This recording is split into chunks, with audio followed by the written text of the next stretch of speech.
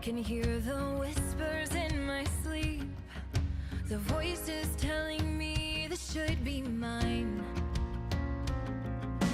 You claim you trust me. You think I don't see the doubt behind your eyes. I'm gonna build me an empire, and it's lonely at the top, but madness and greatness can both share a face, and nobody will ever convince me to stop. It's my destiny. I was born to play this game, so fear me or love me, it's all the same. Try to find a chain that I won't break, a price I wouldn't pay for what I want. So you can call me calculating, you can call me calculating. You can say I've lost my mind, you can say I've lost my mind. You can throw me to the wolves, I'll be alright. I'm gonna build me an empire, and it's lonely at the top, but madness and greatness can both share a face, and nobody will ever convince me to stop. It's my destiny. I was born to play this game, so fear me or love me, it's all the same.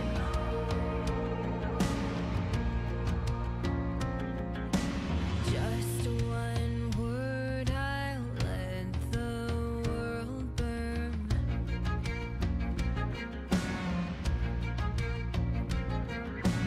Just one word, I'll let the world burn.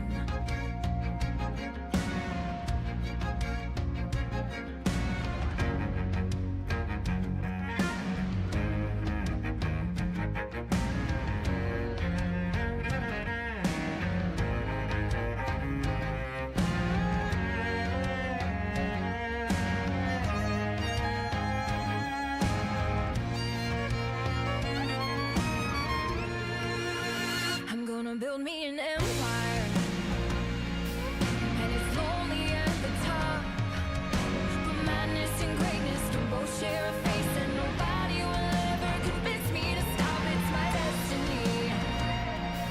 I was born to play this game, so fear me or love me, it's all the same. So fear me or love me, it's all the same.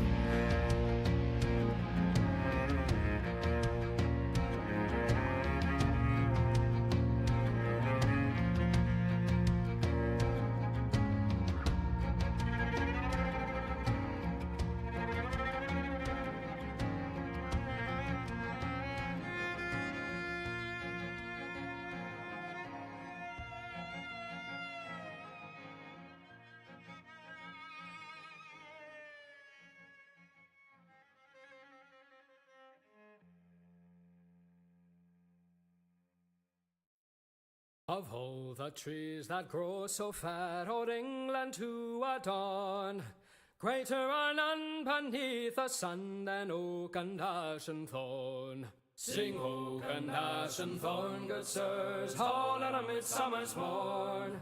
Surely we'll sing of no little thing, and oak and ash and thorn.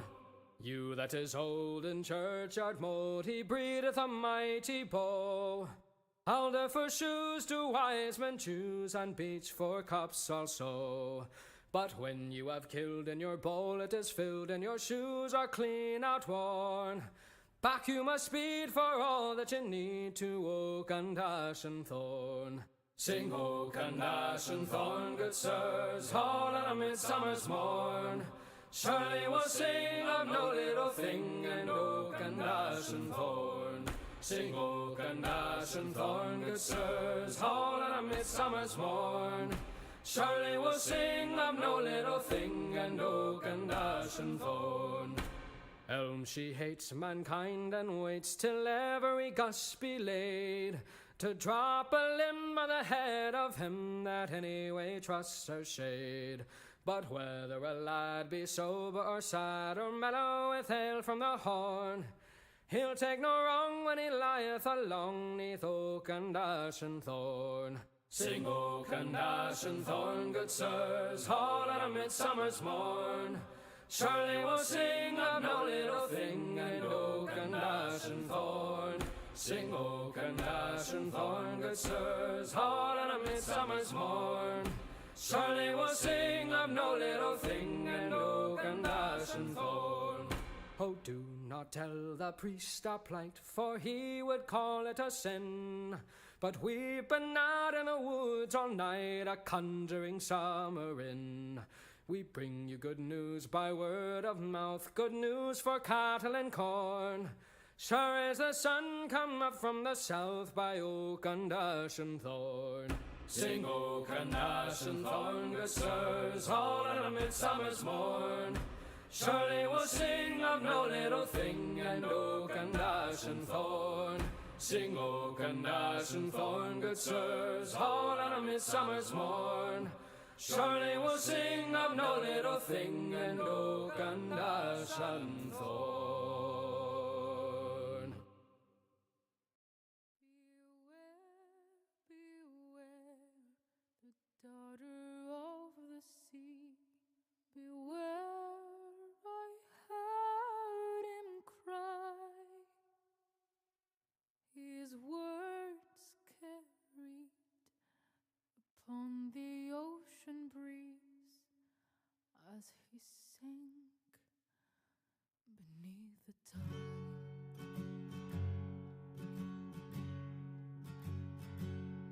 Those blood-soaked shores of Kalimdor, where sailors fought and died, the Erdmore fell at Theramore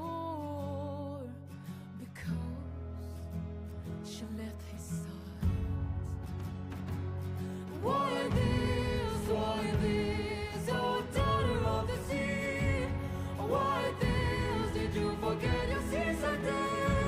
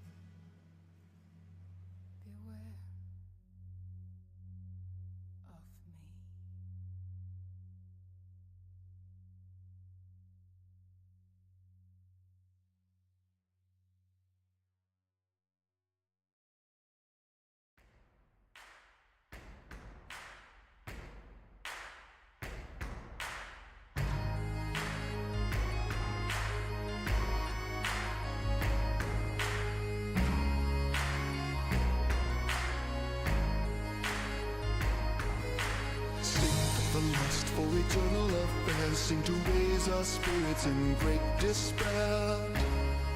Through the ashes of oblivion, quick and unseen like the dragons of spring, for we owe no debts and bow to no king. Every war has its cost and we've paid, won by the bond of the body we've made.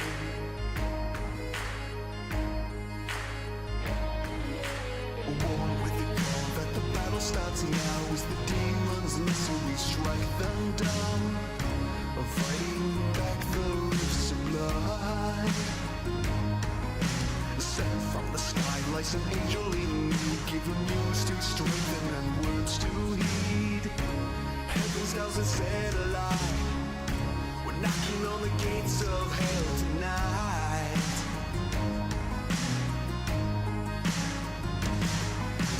Broken souls and dragons' bones scattered all the way back home, beating to the sound of flashing steel. When the roll our heels down, shut the tales and legends told, strengthened by the hymns of old. Weathered out this fighting road is long, so we sing a traveler's song.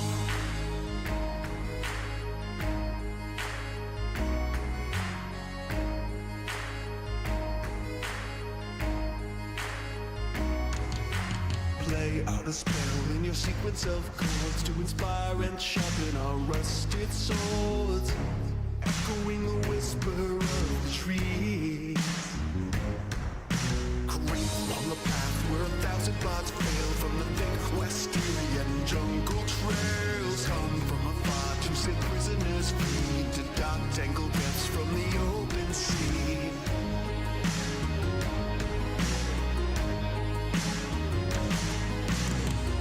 Souls and dragons' bones scattered all the way back home, beating to the sound of flashing steel.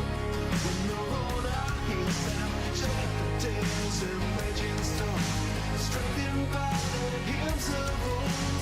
Weathered out this fighting road is long, so we sing our traveler's song.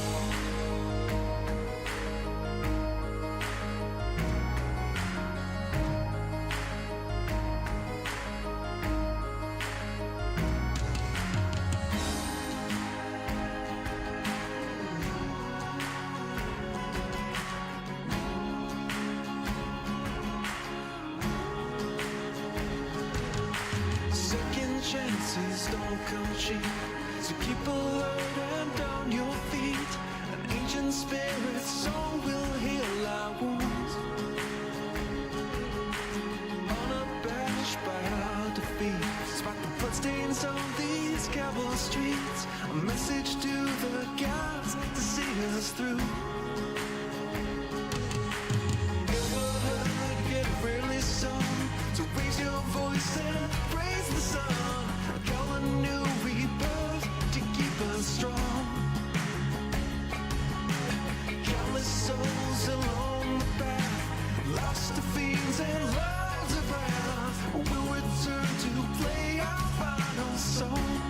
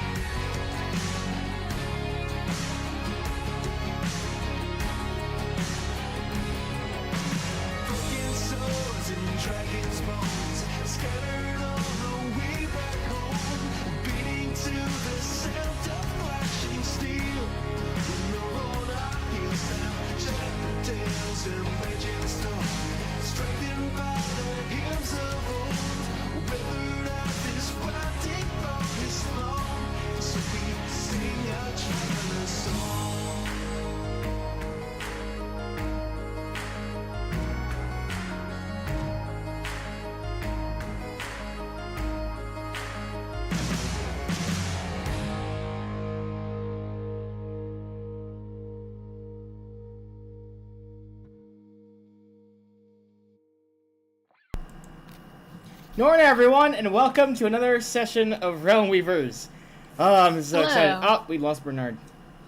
I saw he joined. He'll be back soon. Okay, Yeah, sweet. he'll be back.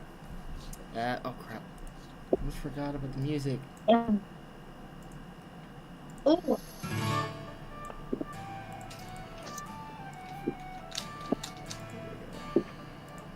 Are y'all excited? I'm so excited. I just can't hide it. Alright, let's see. Need to finish writing this Gonna down. drop a toaster right into my bag. I mean, what? Oh. No, let's not do that.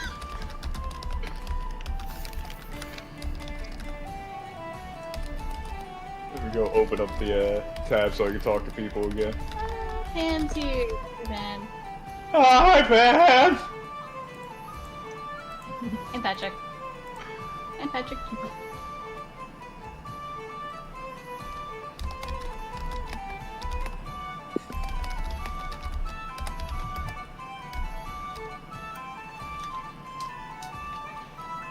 So what are we gonna be doing today? 1 second. Let me finish writing this down. and then we'll We're see. gonna be the best kind of hobos. Are you sure about that? The murdering kind.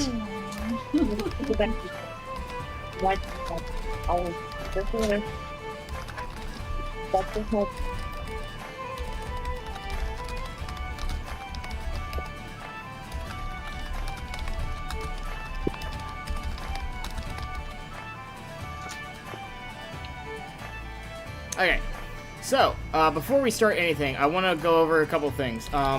First one is we are going to be. This is going to be the first session I'm going to try using the new XP tables and all that kind of stuff, which means I'm gonna have to keep track of all of that.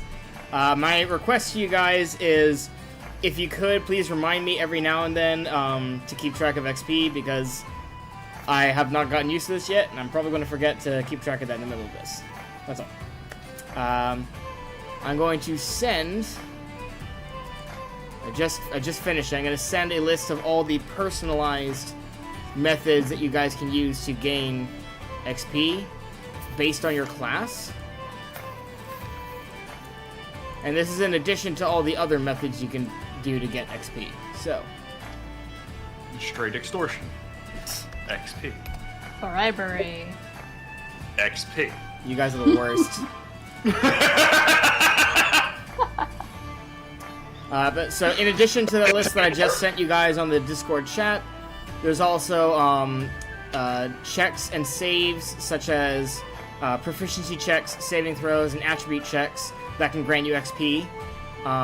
Same thing with what do you call it? Same thing with engaging with other people. So in other words, there's battle encounters, but then there's also engagement encounters, which can include persuasion, negotiating, interrogating, intimidating, deceiving, and so forth. There's acquisitions such as theft, discovery, collection of treasure, or that kind of thing. And then problem solving, which is traps, puzzles, mysteries, and so forth. And then finally we have achievements and milestones, which we won't be seeing much of too soon, because we just achieved a milestone thing, and that got you all up to level 5, so. So this list that you sent us, is this just extra things that we can do to gain experience on top of everything else? Yeah, so this is among the list of things that you can do to get XP. What I just recited and spoke aloud is, like, this is part of that. It's just, essentially, every class has their own list of, like, hey, because this is what my class is all about doing, this is how I can get XP. In addition to everything else. Okay. So, for example, Grimshaw's character can gain experience by exercising, sparring, training, engaging in combat, and then armor and weapon maintenance. Or just going to a bar and decking Maybe people. a low. And it's clear Morning, from the Patrick. experience needed to level next. You're not counting treasure or anything like that. Is that correct or not correct? Treasure is part of the acquisition process, but it's not going to be nearly as much XP as it was in the first. So, like, in the first edition, basically how it was like, for every gold value, you got 1 point of XP. Right. Which, given the amount of treasure they gave out, it was, like, ridiculous. So, yeah, so... You know, I do kind of wonder who would win in this spar between Lorsan and Grimshaw. Someone's halls are about to be decked. I think at that point it just becomes a question of, like, what's Grimshaw's chances of actually hitting Lorsan? Because where Grimshaw is the damage dealer, Lorsan is just the dex tank. So. Yeah, but Lorsan is also more fragile than Grimshaw is, so... Oh, hey, back, sorry. Welcome back! Welcome. So Hello. Troxel, to answer your question, in order to level up to level, oh shoot, I forgot to do that. In order to level up to level 5, or sorry, to level 6, my bad, you have to get 5,500 XP.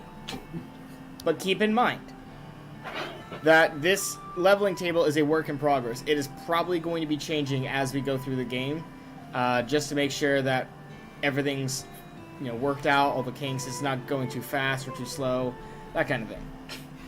Because, like, looking at this number, I'm concerned that I might have to make it harder to get level up.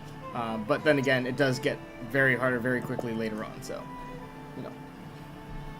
I feel like it's like a quick start, and then it starts to slow down pretty quickly.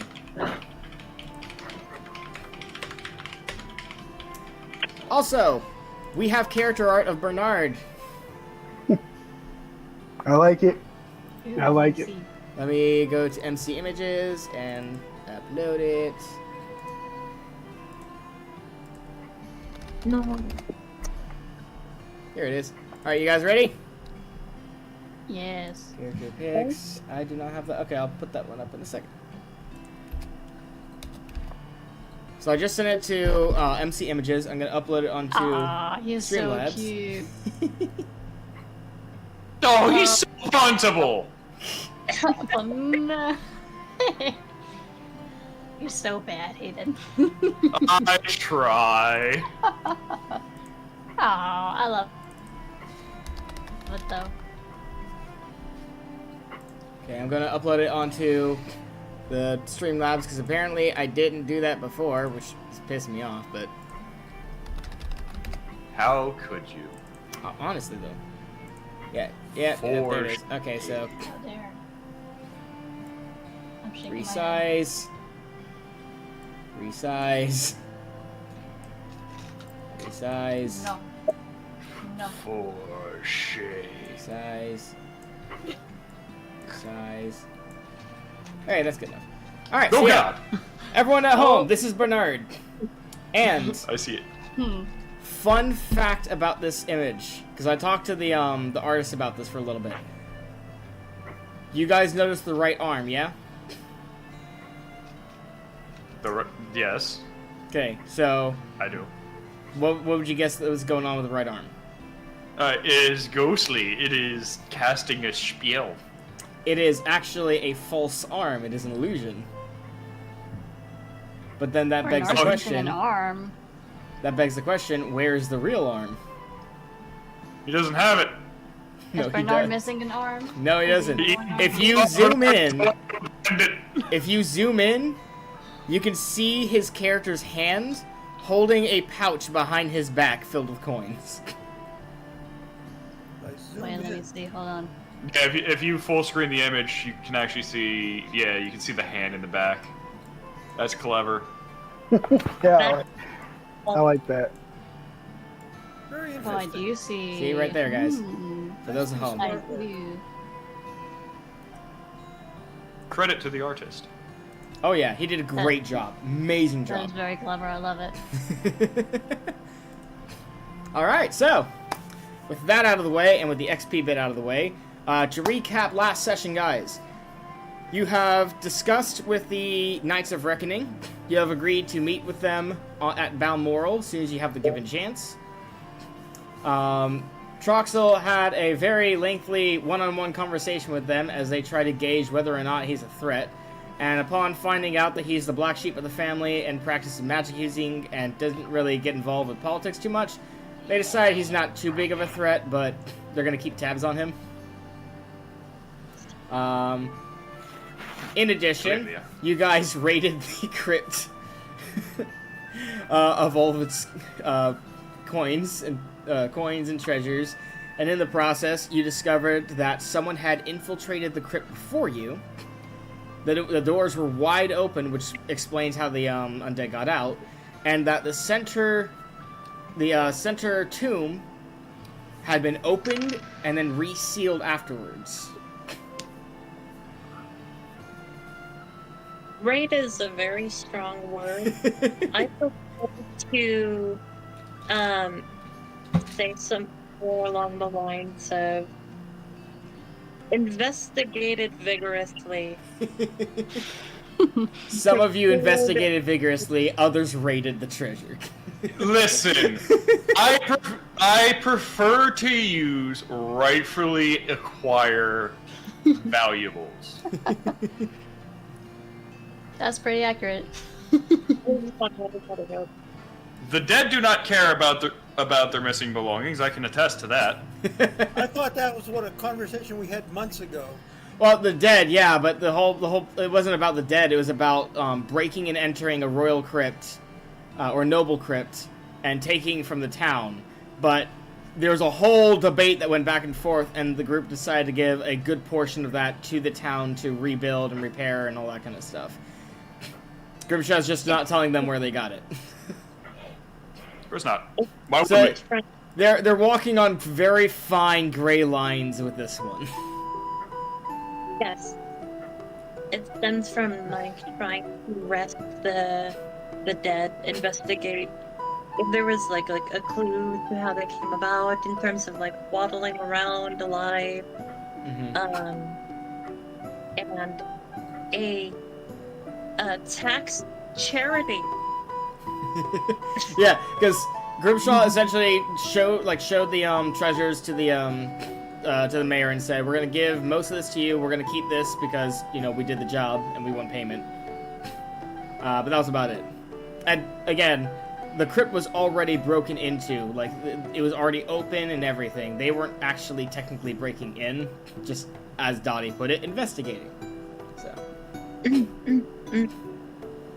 Yeah, so it is now the next morning. You guys see Troxel returning to you guys, accompanied by some of the soldiers from the Knights of Reckoning. Greetings, sleepyhead. Well, it was very, very interesting discussion with them. I learned a lot. I hope they learned something. But I made a number of conclusions, which I'll relate to the group later. So, where are we off to next? Well, assuming that the town's in better spirits now that they all got a decent night's sleep, we might be able to get some information from them about both that giant crater in the ground and hopefully not go into that clearly haunted mansion. Yeah.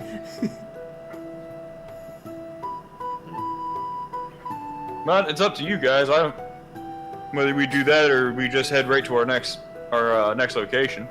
Well, again, we have a primary quest that's still hanging with regard to the magic user, Lyrian's father, whose name always escapes me. Vlasic Costello. Yeah, Costello. Yeah, that's part of the problem. In terms of why? No, seriously, why it escapes me, because there's always these other names that go along with them. Okay,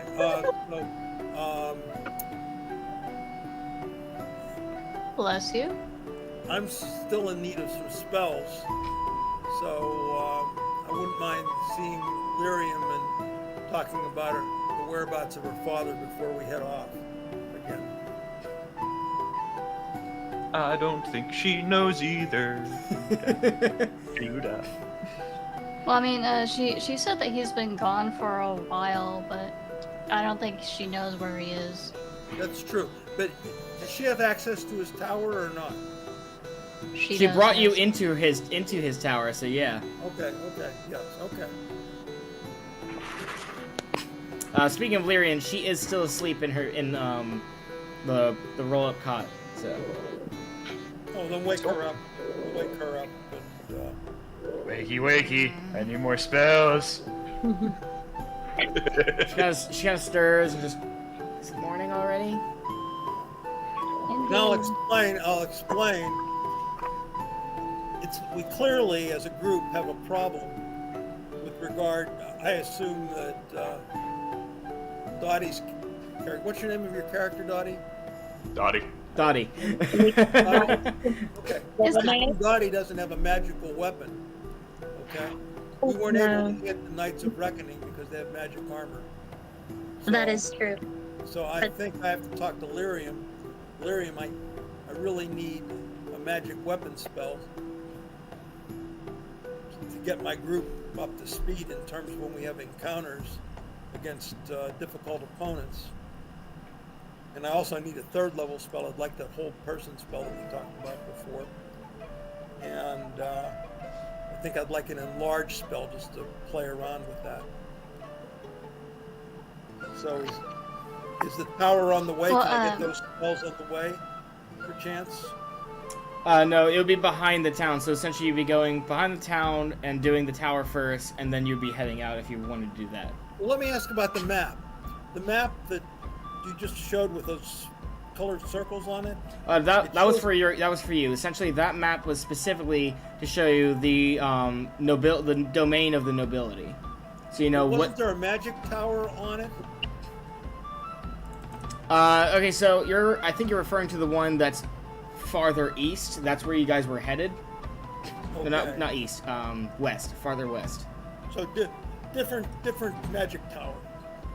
Yeah. Okay. There's the one that she's living in, which is behind Briar Glen, and then there's the one that everyone knows about, which is the one that you can see on the big map. Okay. Well, I want to take the couple of hours that it takes to go with her back to the tower and get those spells. It'll take about an hour to get there. Okay. Does Lyrium agree to that? Yeah, she agrees. She's like, yeah, just 5 more minutes. And then It's like 11 o'clock. after I get the spells, Lyrium, do you want to come with us? Where are we heading up to?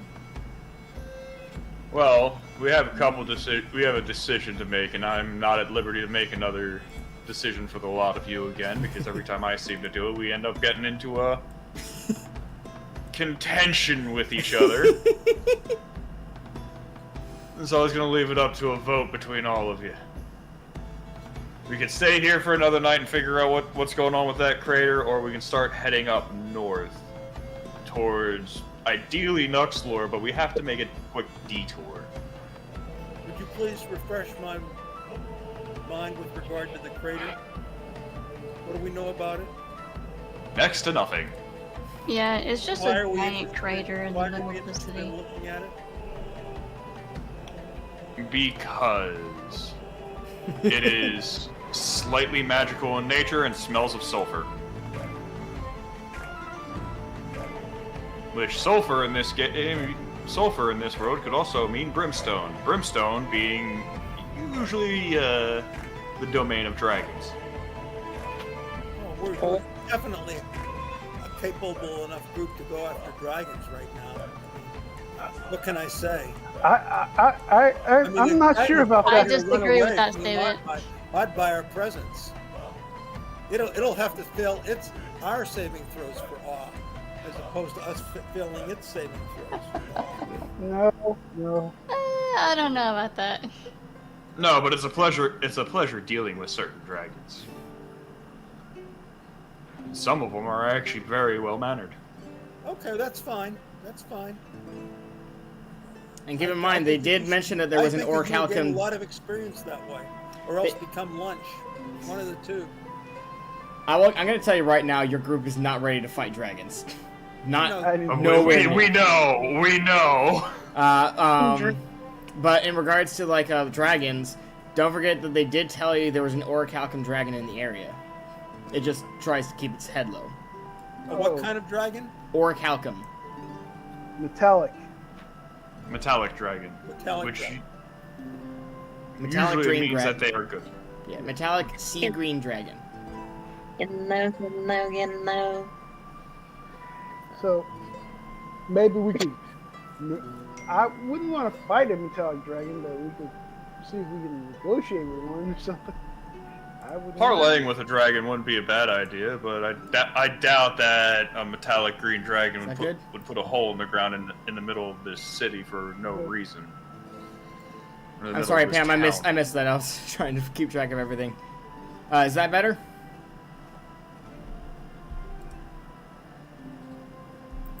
Oh yeah, the 15-second delay. Oh, Forgot about that. Try to keep track of that. well, we were discussing going to talk to the metallic dragon because, like I said, I don't want to fight one. All right, sweet. Yeah, fighting one would probably be a bad idea. Would Well, probably be best to parlay, and judging by the fact that about the only person in our group, Troxel, knows anything about the lay of the land here, might be a good idea for us to get a little bit better information, maybe a bird's eye view. See if it knows anything. Or go ahead. I was just saying that as far as like dealing with the undead, I think the DM said before that silver weapons could also harm them. So we could maybe melt down some silver coater weapons in it, something like that. I don't know. They also don't taste very good. What do you say? What doesn't taste very good? Undead. No. Oh! Hey! You see a little chest off to the side. I think this is Dottie's first time seeing it too. Oh, it's backpack. Backpack, where you been? Went looking for food, but everyone kept running. So I came back here. Do you have food? Yeah. It's the mimic. I mean, I do have... I pull out my pouch, I look in it, I'm like, I got some. Nothing substantial, but it should serve. So I offer him a few of my rations that I got. He keeps his mouth open until you give it everything.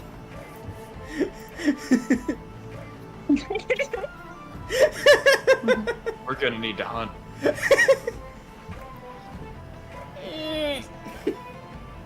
Dottie does not mimic because she is particularly busy at this moment. Dottie doesn't recognize the fact that I'm talking to a sentient. You said treasure chest, right? Nope. Yeah, not at all. not really. Like, yeah, it's a small chest, like that big. Yeah. It's pumping, getting strong. It's got her abs. It's like flexing, punching rock. Let's go. Willful ignorant. Lifting. Alright, I gotta stop this. I gotta stop listening to myself talk. Hang on. I hear myself talk and I'm just like, God, I'm so bad. So, we're gonna have to go get... Actually, we could go get it a bear. There's bears in this area, isn't there? Sealdrid's kind of like, you wanna go hunt a bear? Nah, bear's gamey. That's I correct. feel like they are barely available. Ah. Ha. Ha.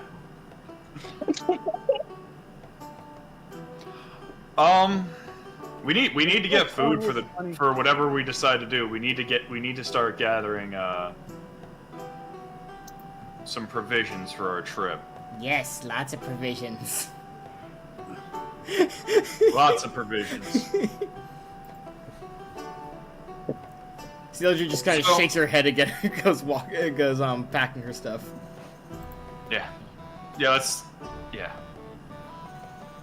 Look, I just gave up all the rations that I had. I'm gonna need food for the road.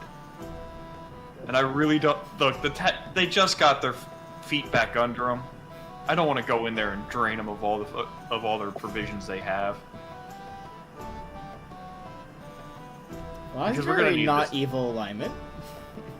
No, because we're gonna need them to work in the mines. I mean, what?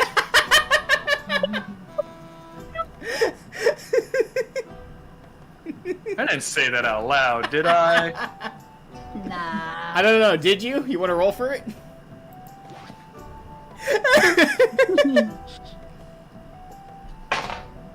I did not. By the way, I did that with a D6. So, I did not say that out loud. But I definitely thought it. Because we're gonna need... At this point, we're gonna need this town as another point on the trade route. In the mines. And the mines, because the mines did look very interesting to me. Are we gonna call them the Mines of More Stuffia? You're reaching there. You really are. You really are. For shame. I roll up a piece of paper and bonk her on the head. Just bad.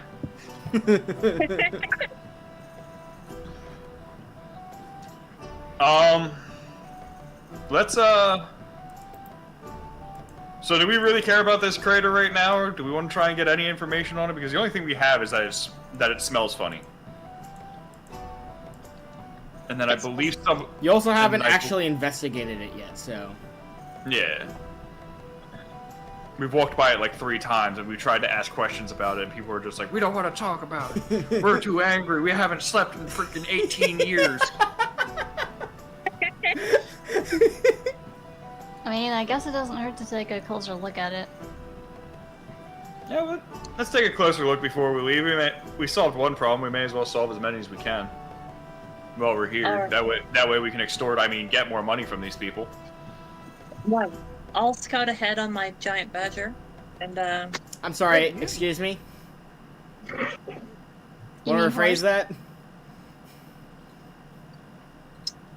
my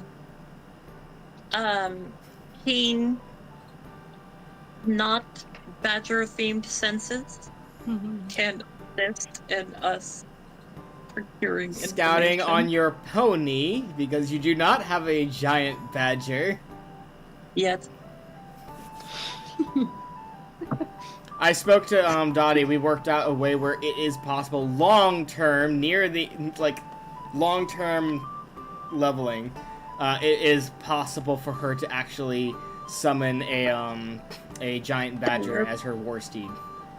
Yes. That is great. But again, Giant what? that is I'm sorry, far giant into the what? future. A giant badger.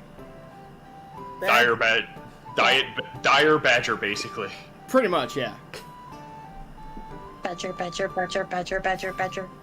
Badger lore. I'd be more impressed if it was a honey badger. All I have to do is just keep badgering Telly about it, and I'm pretty sure.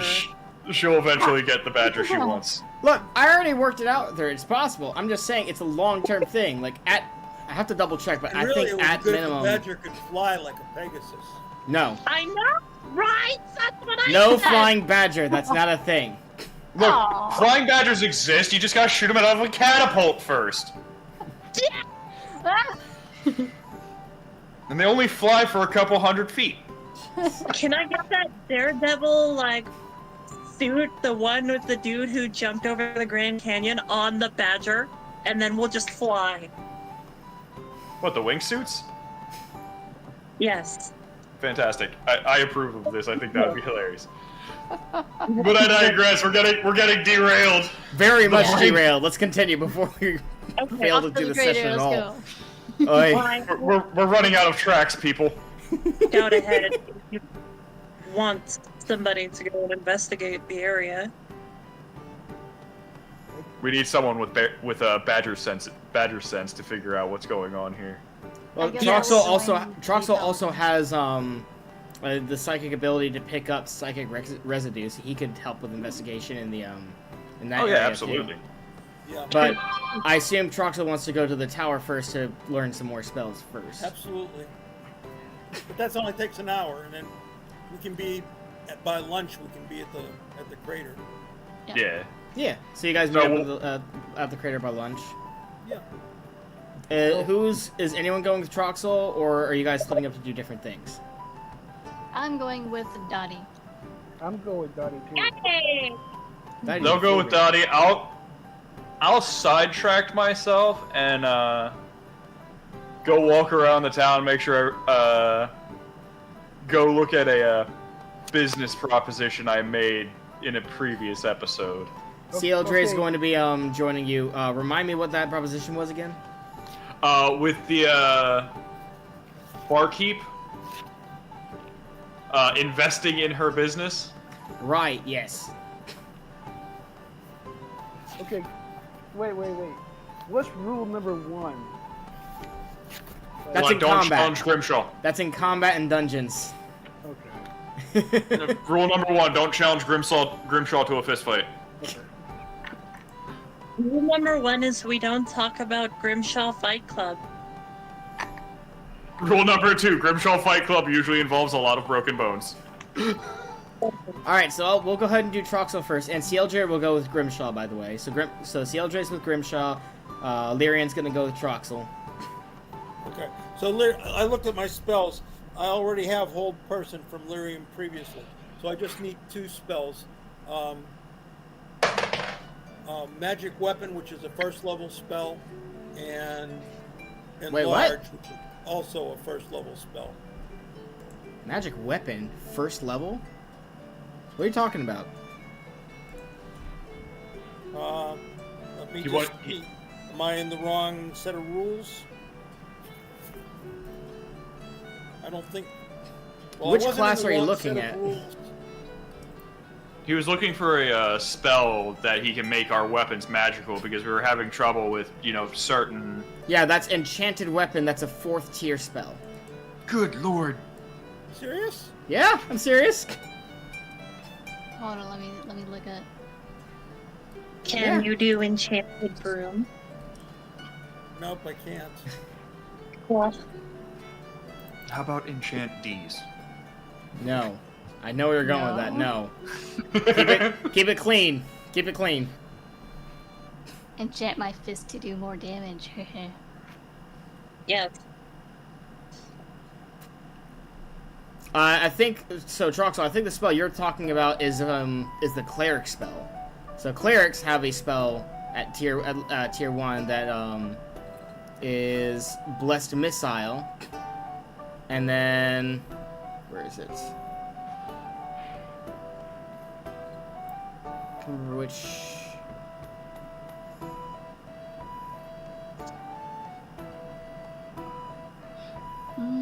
Well, there is enchanted weapon for magic users, but it is for 4th level. That's what I said. Yeah.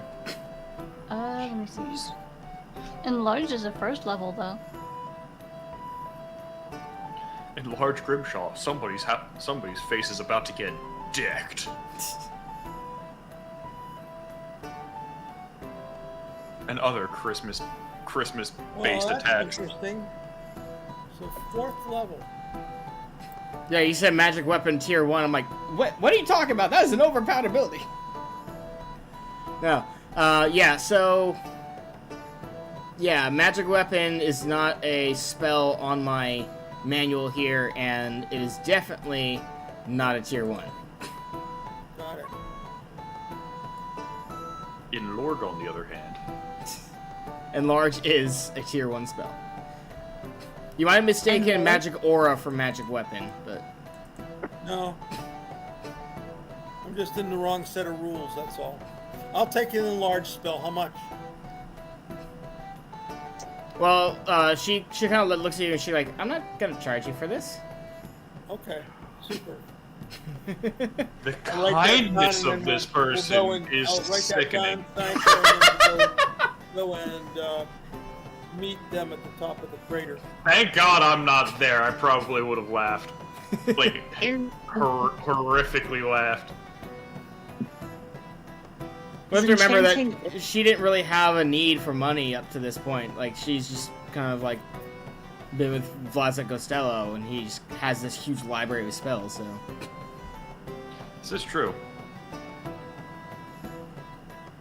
Okay, so we'll get to Dottie in a second because shortly after Dottie's, that's when everyone's going to gather up. So Grimshaw, you go over to the innkeeper or the tavern, and on your way there, on the way to the alehouse, you're noticing a couple of people, like, it's one of those things where, like, they look tired, but not in the sense of, like, I haven't slept in days, although they still have a little bit of that effect on them. But as, like, in the sense of, like, it's like, what, 3 hours after the sun's risen and people are starting to get up. Like, they've been passed out in bed for a good long while. The morning EPs, yes, we got you. Alright, that's fine. They look better, at least. Doesn't look like somebody ran them over. Yeah, not an immediate change, but it is progress. They slept through the night. That's good. We can make them work now. All right, so you guys get to the alehouse. You see you see her there. You see a couple of people just kind of like sitting there. Not again. No, she doesn't have any drinks to offer, not yet, but she's working on it. Oh. But how can I help to expand your operation here into an actual tavern? She kind of like smiles when she sees you come in and goes, "Well, first things first. Let me thank you because I assume it's your doing for, how did the mayor put it? Stopping the spirits of the, she kind of like says, shows you that the mayor told everyone that apparently it was the unrested spirits in the crypt, because someone had disturbed them, and that someone had come in, that he hired someone to go in there and appease them, essentially. Word travels fast. Yeah, it was me and my fellows. It's like, excellent. But I'd rather talk business right now than write stories. If you don't mind. Oh, no, mind at all, dearie. You seem quite the tavern owner here. It's just a shame that it's such a small place for you to fit out. How can we expand your operation? Well, she explains that the reason it's so small is because this is what do you call it? Honestly, it's like her off job. Her main job is just chores around the town, all that kind of stuff. If she had more land to grow more hops and barley and that kind of thing, she'd be able to make a lot more alcohol. She'd be able to make a lot more product for this place. Why not try and outsource the crops themselves? It'd probably be cheaper on you in the long run. Wouldn't have to grow it yourself. You could focus more on the act of making it. Number one, because because she never had the money, nor time, nor desire to do that in the past. Number two, if she outsources, then 90% of that's going to be going to the king. We can't have that, can we? Just like, no sirree. So if we grow it here, is there a patch of land around here for sale that we can work on? She kind of like laughs at that and goes, "Nothing's for sale, dearie. Everything's owned by the nobility." I'm already being... She explains that she's already being taxed by 10% of her drinks towards the Portwell house, which is actually a very, very, very good deal for her. Because most of the other nobility houses would be taxing 30%-ish. This place has got a stranglehold on the peasantry, doesn't it? Of course. Not where I'm from. At least it's only like 3 or 4% where I'm from. She looks flabbergasted at that and she goes, 3 or 4%? Yep. And that's considered high. She's just kind of like, It's time to reconsider these Knights of Reckoning. They might be onto something. Might.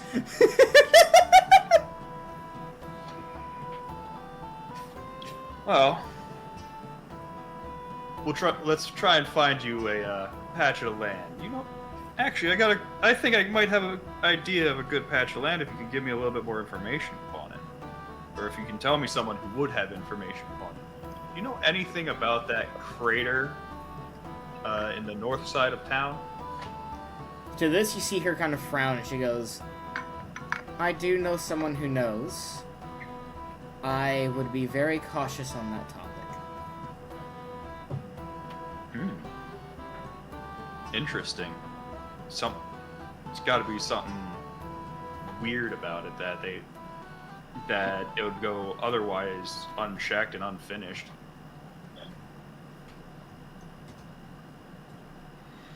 Nobody would ever, and nobody's been claiming that, correct? No one's. So again, the land is technically speaking owned by the nobility, and the mayor and the council manage the land. No one's using that land. They've been trying to repair the landscape over time. That's why you saw a bunch of grass patching it up and all that kind of stuff.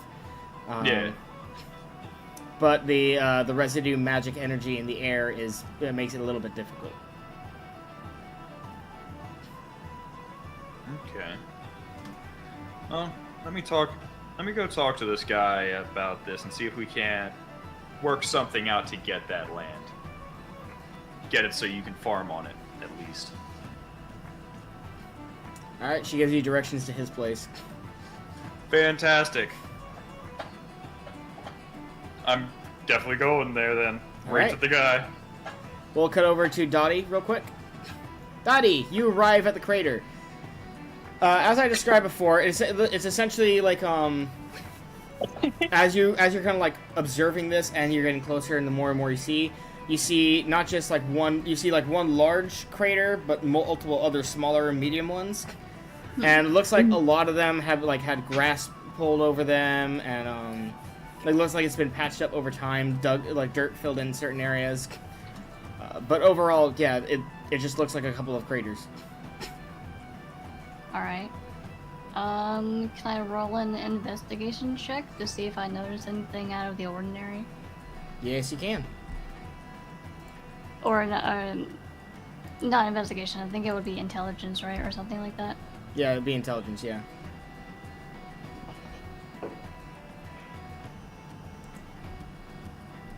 Let's see... Ha! He is not very smart today, he rolled a 3. It's just a crater. We've found a hole. It is a hole, it smells really bad. Hole smells. Yeah, you do smell that sulfur a bit and all that stuff, and you're just like, ugh. Yeah. No, thank you. I think I will join you in rolling intelligence. Alright, go ahead and roll, Dottie. Bernard, you're with them, right? Yeah, Just checking. I'm gonna roll 2. Oh! What'd They're you roll? craters! They're craters! Did you get a 1? I got a 3. Oh. You see, yeah, you're just kind of like looking at it going like, that's a crater, all right. Well, That's a hole. Actually, Dottie wouldn't even call it a crater because it's not like it's not like this. It's not like deep. It's kind of like very shallow, and you can't tell if it's because of the filling in or if because it was actually how it was. Dottie is going to lean towards Florzan and go, "This looks more like a bust."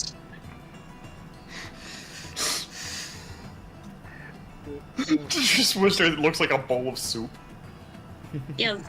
I rolled a 2, so I don't know anything about it. None of us are intelligent today. Bernard, how are you interacting with these craters? I just go over there and look down and see what I see. What is this thing? Cause start looking, investigate, make sure there's no traps on it. Can't see any kind of traps or anything. You're looking for traps in the crater? Yeah, nah, never mind. Can I deduce whether or not it is a single crater or multiple craters? No, yeah, like I said, it looks like there was a major one, some medium ones, and a lot of small ones. Okay. Grimshaw. It looks Yes. Sorry, Dottie, did you have anything else you wanted to do, or? no, go ahead.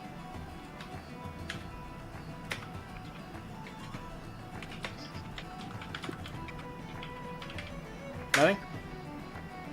She did say go ahead. Oh, okay, I didn't hear that. Yeah. Grimshaw. So Eh. you follow the what do you call it, the address, so to speak, to the edge of town, to like this one random hut off to the side, and Ciel just kind of like, are we about to talk to a crack for information? We've gathered information weirder ways, and you know it. If we have to shake him down for information, you know we're going to. I want to know more about this thing now. I'm invested. So, All right. So you knock on the dude, that land's gonna be useful. knock on the frame, and if to someone as strong as Grimshaw, it feels like the frame's gonna fall apart as any second with every knock you make. Ciel, you want to knock? I'm kind of pushing it over. Door at opens. This point. You see a haggard old man, like he looks like he's in his 80s. He is super thin, super weak. He's wearing like trousers, no shirt, long beard. He just kind of looks at you and goes, "What do you want?" Got some questions for you about a particular hole in the ground here. What hole? Is that the ones that those groundhogs are making? Where are the bastards? Pulls up a stick and just like, just show the way. No, there's no groundhogs this time. I mean, it's a lot bigger than any hole a groundhog could probably make. Dire groundhogs. I knew they existed. Of course they exist. Dire of anything exists. But no, this is well, one that still smells of sulfur, despite it probably being a long time since whatever happened there happened. What's sulfur? That real pungent smell, almost smells like something could be on fire eventually. Ah, cow dung. There's that too. I guess you got me there.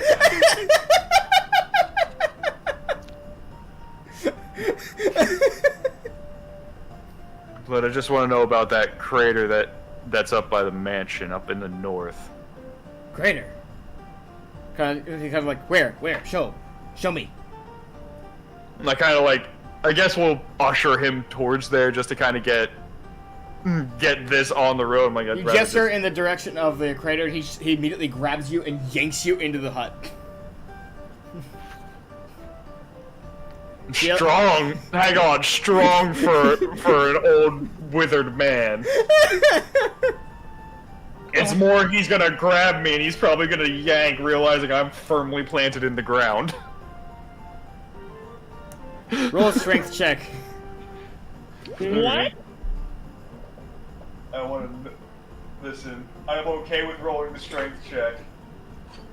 Where are all my d20s? Who ate all my d20s? I did. That's correct. 16. 16. 16? Okay, there you go. So he's not just using strength, he was using a lot of technique in grabbing you and pulling you, but you still managed to hold your ground. And he's like, "Get in here, damn it!" You could ask nicely. He just kind of like looks at you and says, "Well, why the hell would I do that?" Because I just proved I'm a lot stronger than you. It's like, And I was okay, knocking kill on me, your end my door, not- existence. I don't care at this point. You don't get your information either way. I mean, I could get my information other ways, but frankly, a spell to speak to the dead seems abhorrent to me right now. So you're just gonna like, Grimshaw, just go in. Oh yeah, let's go. So you guys go inside, and he clearly like closes the door. You see like 5 bolts that he's putting over the door, despite the fact that this hut could probably be broken very easily. This place is like a 7-foot by 7-foot hut. There's not much room in this area. You see like a single hut, a bucket for bathroom uses, and then like a sack, and that's about it. Quite living conditions, isn't it? He completely ignores that comment, and he just goes, okay. Were you followed? No. Good. Excellent. By the Groundhog CIA. Groundhog CIA. So he asks you. No, he doesn't ask you. He tells you essentially that the what do you call it? He tells you in his crazed state that the craters were created by someone who practiced magic, which is very bad and must never be done in this entire world. And because they practiced magic, it blew up and destroyed half the town with it. Who was that? You're not there. You're not in this. Okay. You're not in this area right now. Okay. I got a couple questions. How small was the town that little crater is the only thing that's left?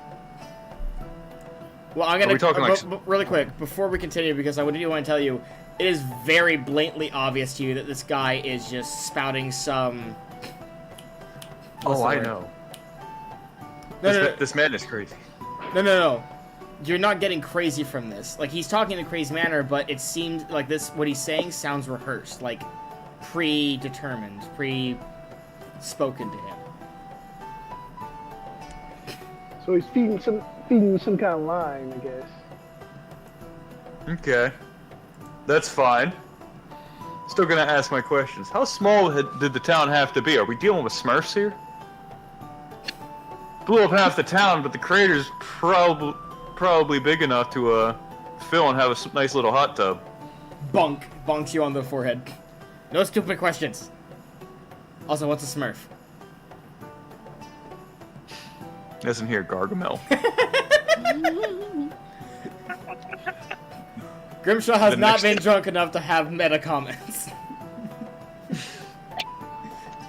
Maybe one day, but right now. Not yet. Later in the series. Grimshaw becomes the meta comment person when he gets drunk. Fantastic. I love it. All right.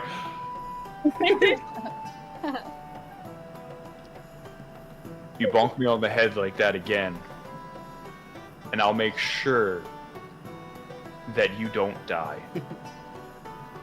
But you feel every ounce of pain that you ever will. Roll intimidation. With this, that's D100, right? D100, and you want a low roll. I want a low roll. 16. Down. Got a low roll, 16. You see him shiver, and he just goes like, "It's just like the Royal Guard." As he goes over to his sack, pulls out what looks like a wineskin, and just kind of like.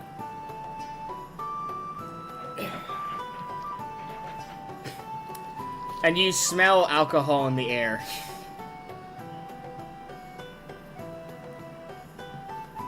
I'm not gonna partake. I'm not gonna partake of the bed alcohol. It's like toilet wine. You don't drink that. Just like the Royal Guard, huh? No, I'm worse than the Royal Guard. I won't stop. He just kind of looks over you and says, "Who said that they stop?" They ain't torturing you right now, are they? He's just like, "Ask your damn questions." I want the real story, not some garbled mess that you have here, that you've been telling me. I want the truth, and I know you're hiding something now.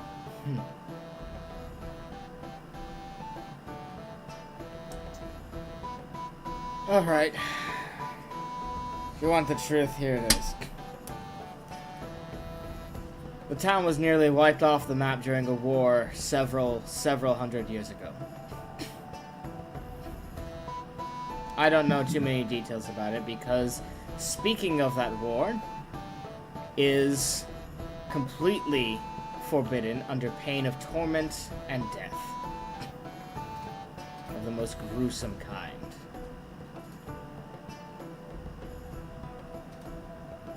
Okay.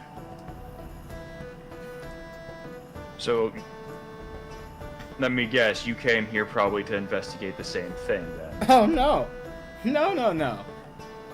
I heard about this from my father, who heard from his father, who heard from his father. I've been here, just like the rest of us. It was my great-grandfather who moved over here because we were trying to find cheaper places to live, and that was a mistake because at least if we were closer to the bigger cities, we'd be in better conditions than this. You'd also be taxed more, and you'd probably be living in this kind of squalor anyway. Based on recent findings. And he just goes, that may be true, but at least there's more to steal. Man after my own heart.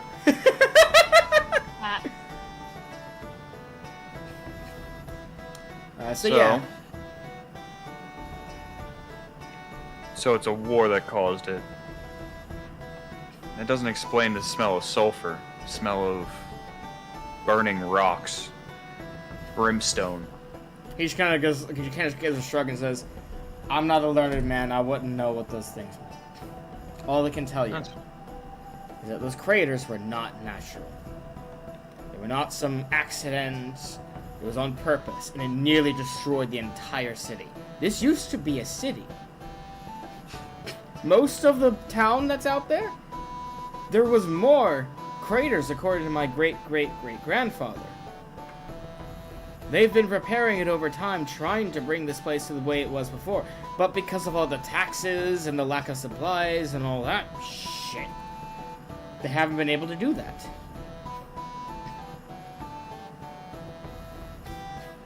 You know, the more I hear about this country, the more I do not sympathize with the nobility. Sympathize with nobility.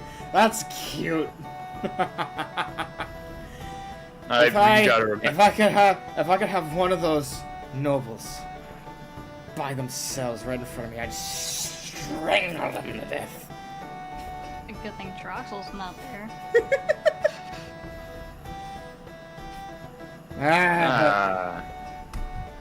They just leave me here, out of their reach to waste away. You're probably better off that way for right now, Chief. After all I did for them, I was a soldier. I fought for them, you know. I did their dirty work. But the second I asked about the war, sent here, and they called it a mercy.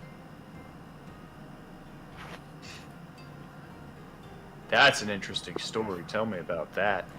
He basically tells you that he fought when he was young. He fought in the army, but at some point he went to his superior and asked about the war that no one talks about, and the man immediately stripped him of his rank and ordered him to be dispatched back home and said, "I'm letting you off easy. Don't talk about this to anyone. I'm trying to protect you," and they sent him back home, dishonored, discharged, and all that kind of stuff. So in other words, the officer liked this man, and he liked him enough to say, look, this is nothing you can talk about, like, ever. And to make sure you know not to talk about this stuff, I'm going to send you back in a way that keeps you from being brought back and keeps anyone from believing you. Interesting. Guess we're gonna have to go figure out what's wrong and figure out what this war is and why they're trying to cover it up. Yeah. Thank you for your time, buddy. We've got a lot to mull over now. So I'm going to leave and head over to the crater now. All right, Troxel, you would have arrived at the crater as well. Okay. First thing I'll do is take a look at it. How big is it? First one so the biggest one that you see is about, I want to say it's about 10 feet in diameter. Medium ones range from like 8 to 5 feet, and then small ones are about like 3 feet in diameter. Okay. I'll So use my psionic psychic sensibility. Let me get to that ability real quick. It is a minor discipline, I believe. Sensitivity to psychic compression. Okay, so.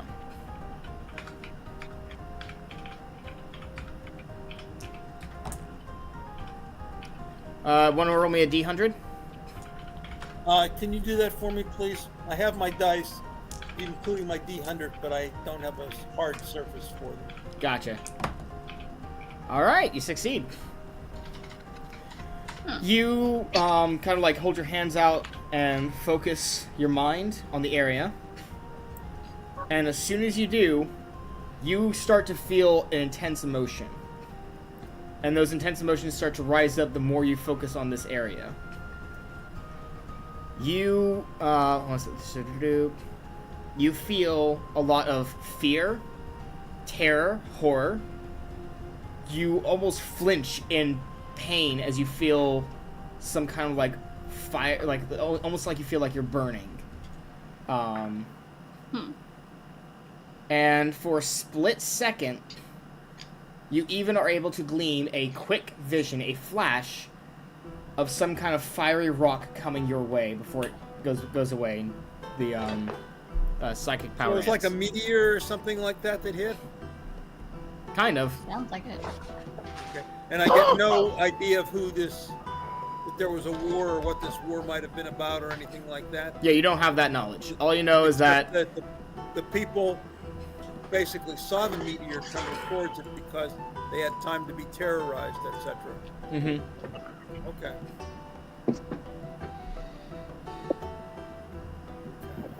What I'm doing right now.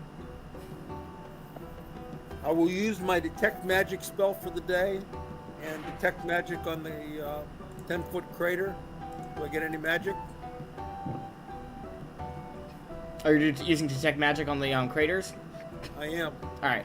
So you're not detecting any, like, focused or programmed or anything like that kind of magic. What you're sensing is residual magic of magic that had been cast long ago.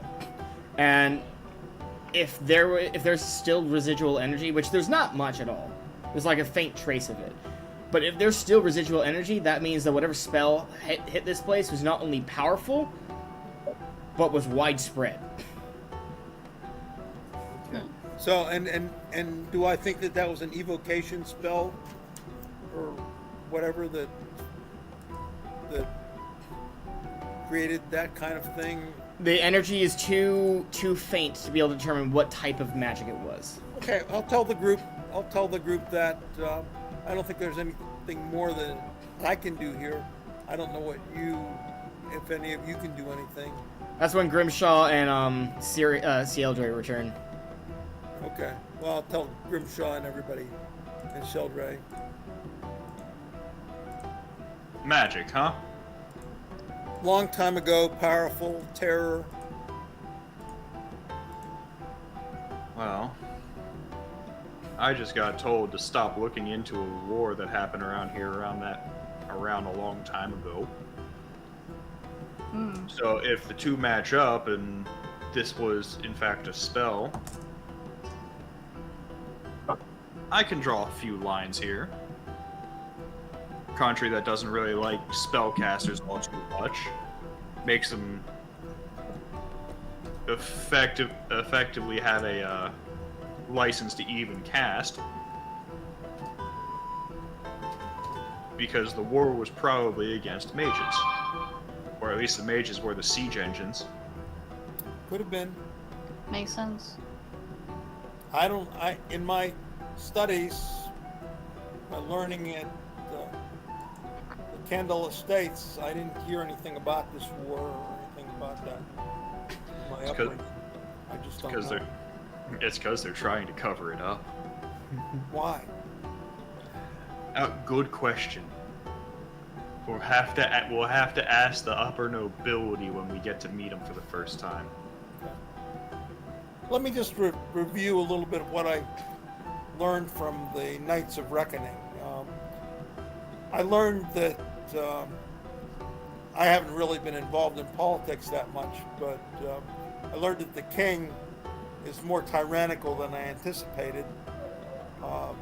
I thought the Knights of Reckoning were Terrorists. well, not even so much terrorists as a matter of they were really unaware of how the nobility operated.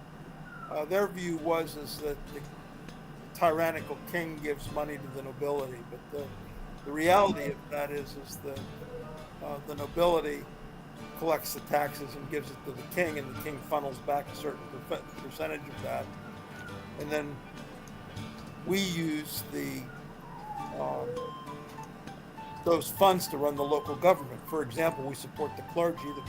The clergy provides religious function to the populace, but they also provide the healing, the cure light wounds and the cure diseases. In my area, we have really very healthy people, and they also provide education, reading, writing, and addition and subtraction for the children. So and our place, our town is paved. It's paved in stupid cobblestones, which are hard to walk on, but hey, it's better than mud. And we maintain troops to keep the banditry down.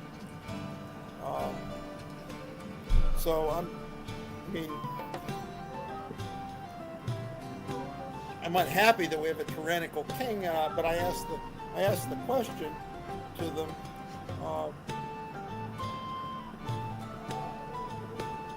Is it better to have a bad king and then wait for the next king to come? Or is it better to have a civil war to replace a bad king? The problem, it's more of a philosophical question, maybe a political question. It's something I don't get involved in, but I really don't want to have war. And from my point of view, at least what I've heard, the king is powerful.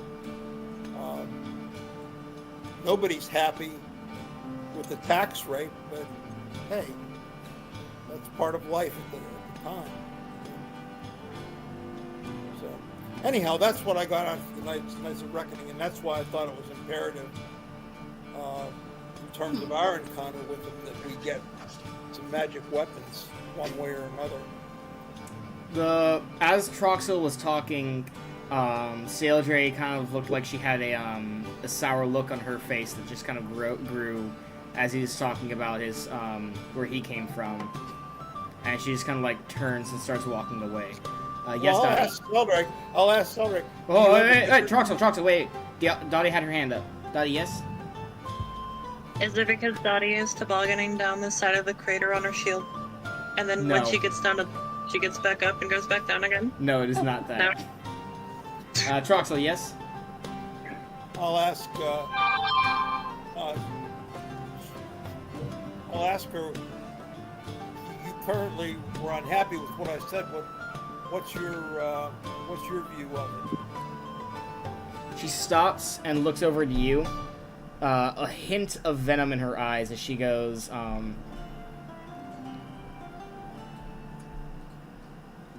must have been nice living in an ivory tower all your life. And she just looks away and continues to walk off. Goes beyond that. In She's not. Okay. Yeah, she's already walking off. She's not turning back for you. Yeah. Someone's a little salty. Okay.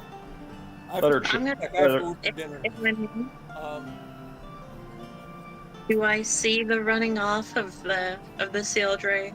She's not running, but she is walking away, yes. Very clearly upset. Either one is fine. I'm gonna dodge off after her.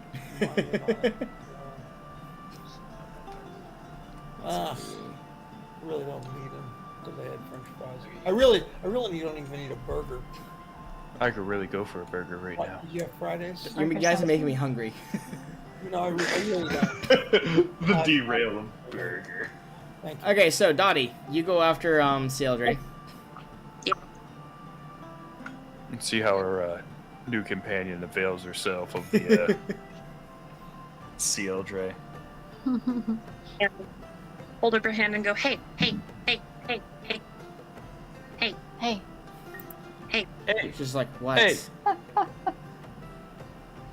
What do you mean? What do you want? Oh, I want many things. But that's not important. Right now, I'm worried. Okay. It feels like those comments I noted in passing seem to strike a chord with you. So I wanted to know why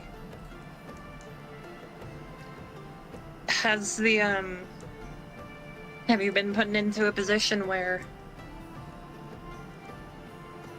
you're drawing from experience here on this when it pertains to the king and how he treats his subjects?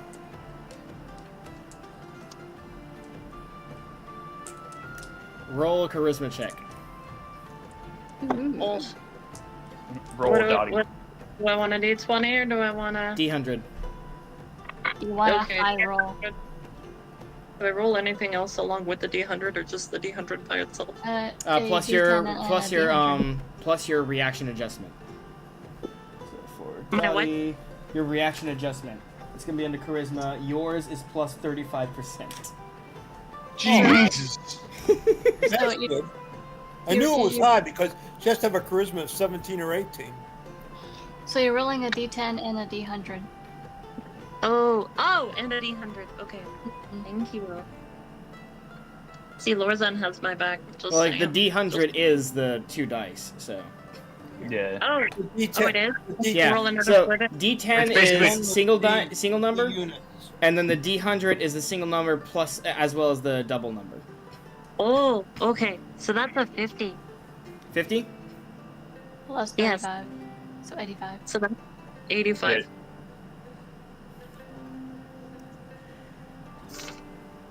Okay, so you Yeah.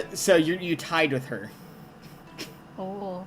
hmm So she's gonna like kind of like you're gonna see a lot of mixed reactions on her face, and let me do.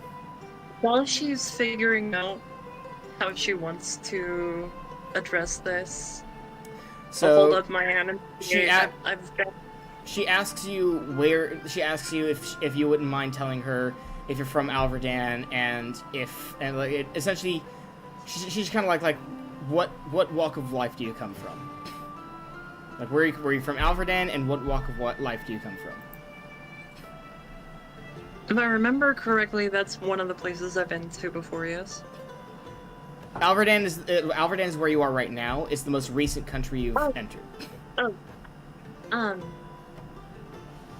not from Alberdan itself. I've traveled far and wide. I've seen many places in town, many kingdoms in my travels, and I've seen how each area they operate sometimes out of necessity, others operate out of avarice, others operate out of greed. Sometimes that necessity pulls us into these situations where we have to make these difficult decisions. And there could be more to the story involving why they're making the decision to tax their people so hard. If that's not the case, then maybe once they're more aware of what's happening with their people, they'd be more receptive. Roll another charisma check. Very sweet. Oh. Nope, 65. Said 65. Yes, sir. I rolled a 4. Oh. Oof. So essentially, you see her kind of like taking a deep breath, letting it out. As she kind of like looks at you and says,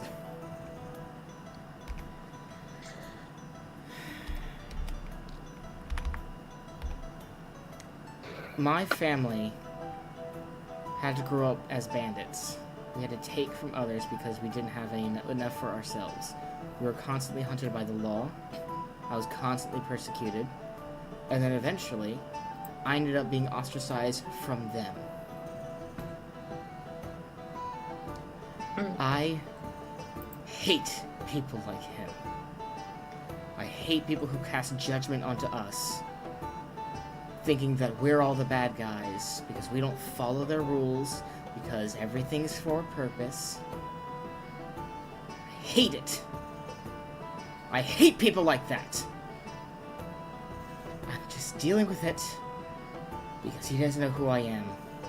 I'm dealing with it because I know Grimshaw can protect me. Because I owe him. Because I owe him for helping me when no one else would. I'll deal with it, but I won't like it. I understand. And I will remind you, these experiences that we have endured in our past, they shape us to make us who we are today.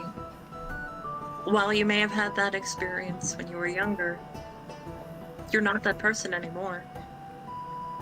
She kind of like leans down towards you and she says, who I am is a survivor. I've done what I had to do. I'll do what I have to do. That's all I've ever been. And with that, she continues to walk away. Just gonna pop up and say, have a little faith in yourself. And then she'll just dotty back over. She's All so right. positive. Alright, Lorsan, Troxel, Bernard, Yep. Grimshaw, what are you guys doing? Good question. Well, magic crater notwithstanding, I think we are pretty much done here. I'm not touching that house with a 6 foot pole. We've seen enough from it to go no. Yeah. It was like, yeah, we felt with physical undead. I don't want to deal with the spiritual undead. No, thank you. We done here. I like my bones where they are, thank you. I like my beard without the gray in it. I've got a few more 100 years. I don't want to have gray in it tomorrow. Which is funny because like during my Tavern of Deity session at MegaCon, when one of my players when the players were fighting the ghost, soon as one of the characters I can't remember who it was. I think it was the gnome. As soon as they saw it was the gnome or the dwarf, but as soon as they saw the ghost and I told them how much they aged, the entire party was like, "What?" Like it was so hilarious to see all their reactions. So yeah. I think we've done everything that we can do in this town. Is there any way we can make this land usable? I mean, if you know a druid, well, actually, we do know a druid in the island. We do know a druid. We can't get to that island though right now. Yeah, We'd have to that's a long backtrack. journey. Yeah, think of how long it took you to get to this point. I mean, we can always like send a message saying, "Hey, this town is in need of your services." We might not need a druid for that. Meaning, The land could be blessed if we knew someone who could bless anything. Yes, if you knew a cleric, you could find somebody, but, the cleric could be able to make a bountiful harvest occur. It would help the soil and help back to the land. Although, Yeah, I I mean- will warn you, if you terramorph an area and it suddenly becomes a bit more bountiful, and we haven't resolved the greedy lord problem, that could prove problematic for your endeavor. The greedy lord problem is going to be a long-standing endeavor. We need to get this tavern running and this town back on its feet. You know? I agree. I just feel so bad that they don't have enough food. So bad. It's terrible. We need to help them. See, Ariane just kind of looks over at Dottie and goes, Dottie, that was sarcasm. What? Ariane's just like, oh no. She goes over to Dottie, kind of like leans in, just kind of like whispers what she means by that was sarcasm. She would just look back and go, oh.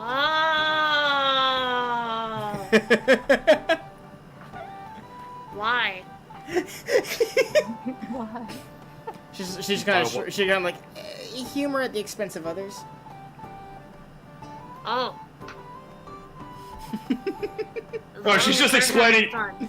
She's explaining why I'm being sarcastic, or that I'm being sarcastic, not why I'm being sarcastic. Okay.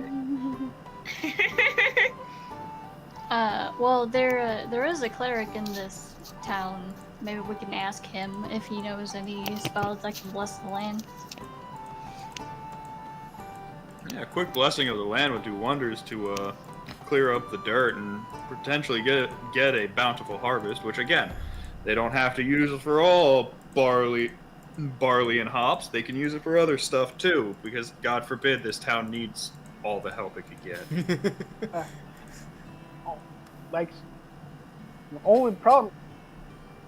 Uh-oh. The only problem is what do we do about the giant holes in the ground? We've got a giant Well, crater. that's their problem to figure out. And they've been figuring it out. Like I said, like They've been working on it, but because the town actually hasn't been too supplied active recently.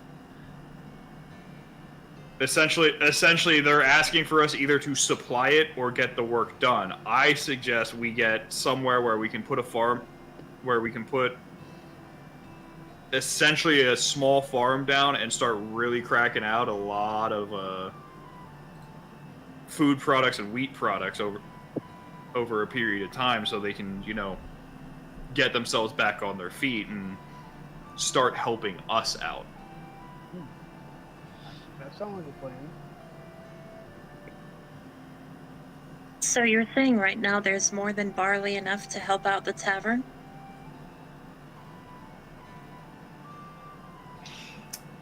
right now there's not enough. There's once they get their supplies back up and running, the idea is that, because like originally that alehouse had a very minimalistic amount of alcohol.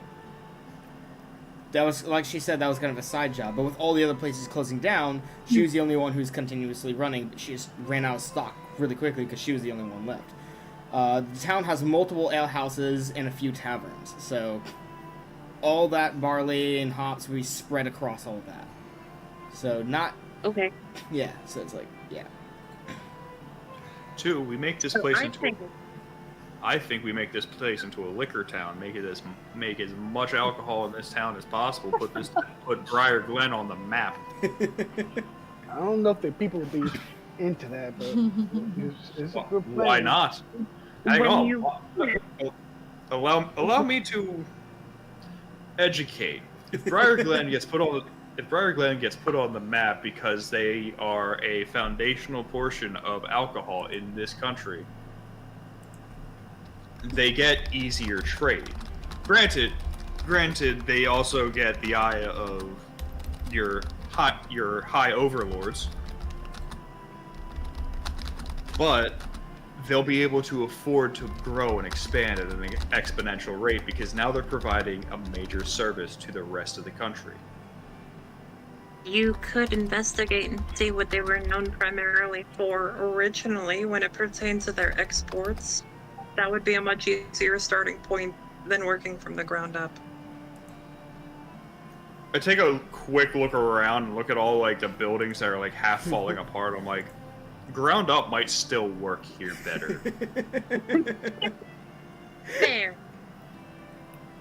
And I do like the implications of having an area that is cultured and refined when providing wine. And if I'm not mistaken, Briar Glen's like right on a river, isn't it? Right next to a river. Yeah, we're right basically next to a river. If they expanded close enough to the river, we could theoretically use that to. Actually, they're between two. They're in a valley between two of them. Oh, that's even better. Well, river and then a small river. So. There's You know also what? a orchard said- right next to one of the rivers. Yeah, they do have an orchard. Wine, you say? Orchard, not vineyard. I know. Oh, I know. I understood what she said very well. But wine, you say? We are in what would be good growing conditions for grapes. Exactly. That, and you can provide wine to the church as well. Holy wine. Wait, The holiest of wine. Miss the Dottie, I motel. like the way you think. We're I hoping to expand his empire. I have been using my brain to think my whole life. Yes, and you actually have a couple wrinkles on there. That is so flattering, thank you. So let's go figure out a good spot where we can get a solid enough group, a sizable spot to start growing grapes if we can find the seeds. But if we can't, barley, wheat, and rye would still probably be a good alternative. That's a lot of Wine alcohol. can be made from several different types of fruits. You are correct, which is why the orchard nearby right now is also a good thing. Yes. So let's go back. Let's go get a bountiful harvest blessing from the church after we find a nice, quiet, secluded place that the government's not going to find us too quickly on. Oh, You know, well, you if it happens, I have a really good... Oh, sorry, Winston. No, it's okay. If you want to grow grapes, that's fine, but growing vines for grapes takes years and years, and it needs. You just can't plant them like trees and not take care of them. I'm all Paints for it. through the I'm all green. for increasing trade, and you know, if you were doing wine and you had bottles and you could send it on the river by barrels on the river, that's helpful for the area and helpful for the country as a whole.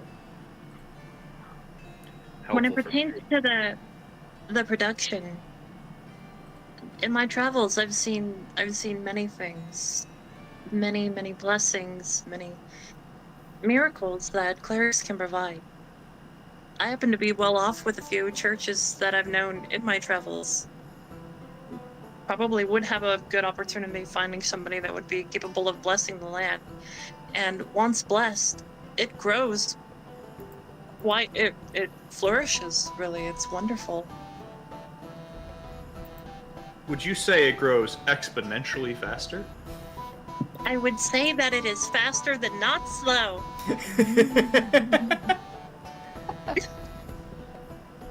Couple wrinkles.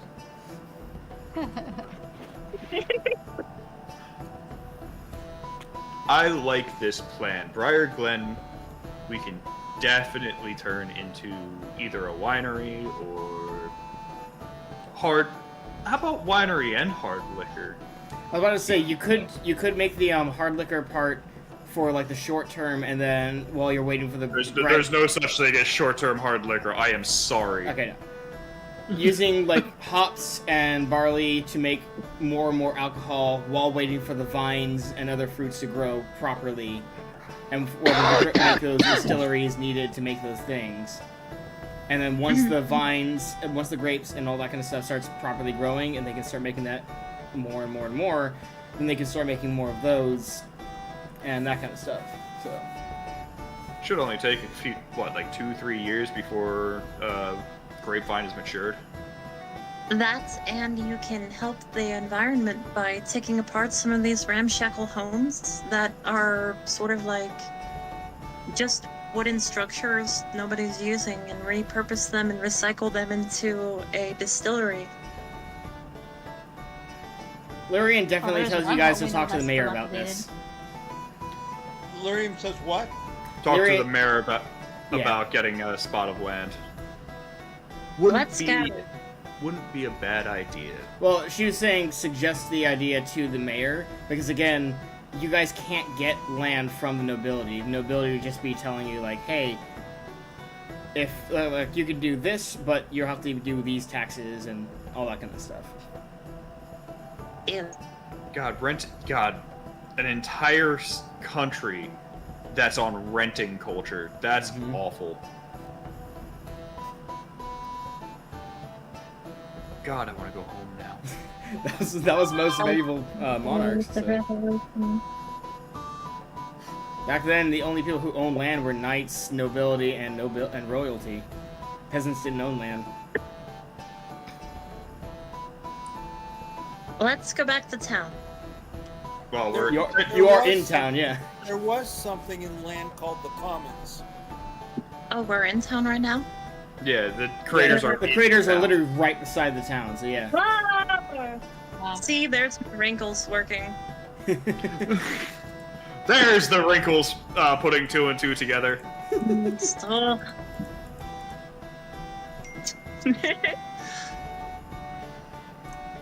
Yeah, bro. To the mayor. Or we could always do it my way and just hide in the So woods. guys, and we're gonna go ahead and take a break because I did forget that. Okay. So did you also remember to keep track of experience? I am keeping track of it. Yes, thank you. Speaking of which, I will say, Bernard and Lorsan, I would recommend role playing a little bit more engaging, just a bit more. But yeah, overall. Don't let Grimshaw do all the work. So we're gonna go ahead and do intermission, 15 minutes. See you guys in a bit. To the Rice Krispie treat counter. Yeah. Hoist the colors, let them fly. Let the cannons rip the sky. Raise your cutlass, lift a glass. Fight the current till we die. Fortune's flame will never dim. Treasure stokes the fire within. Bring on hell or waters high. We will sail against the tide. Bring on hell or waters high. We will sail against the tide. There's a chill on the water as the trail's getting hotter. There's no taming the fire. It's the burn that we crave. The storms keep a coming. Let it rain, don't mean nothing. Through the peril we're drumming as we shout the refrain. Hoist the colors, let them fly. Let the cannons rip the sky. Raise your cutlass, lift a glass. Fight the current till we die. Fortune's flame will never dim. Treasure stokes the fire within. Bring on hell or waters high. We will sail against the tide. Bring on hell or waters high. We will sail against the tide. Hail the kings of the ocean, the sons of the broken. Every crew cries devotion when the wind screams our name. Bow down on the water, save your skin, make an offer. Pay your due to the coffer as we cut through the seas like a hurricane. Raise your cutlass, lift a glass. Fight the current till we die. Fortune's flame will never dim. Treasure stokes the fire within. Bring on hell or waters high. We will sail against the tide.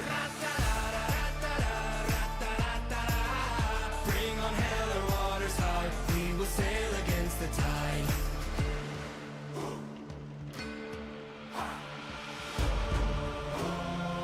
There's no shame in the fire.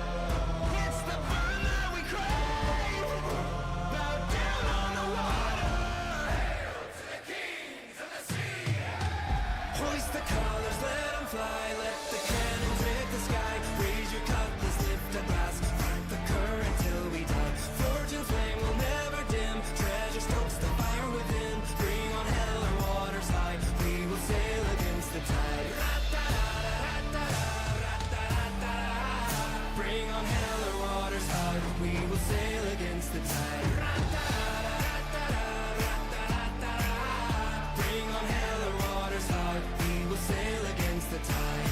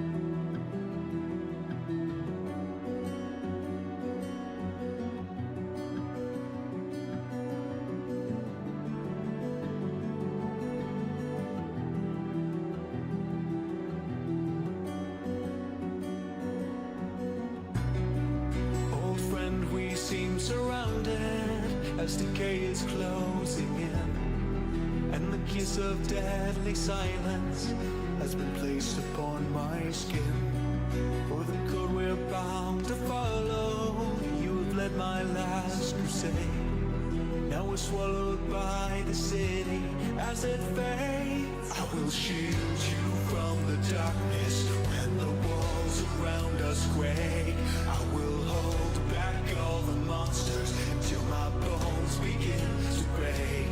When I've lost, I'll have to leave you, and the tears will fall like rain. If I'm taken by the shadows, I will spare you from the pain.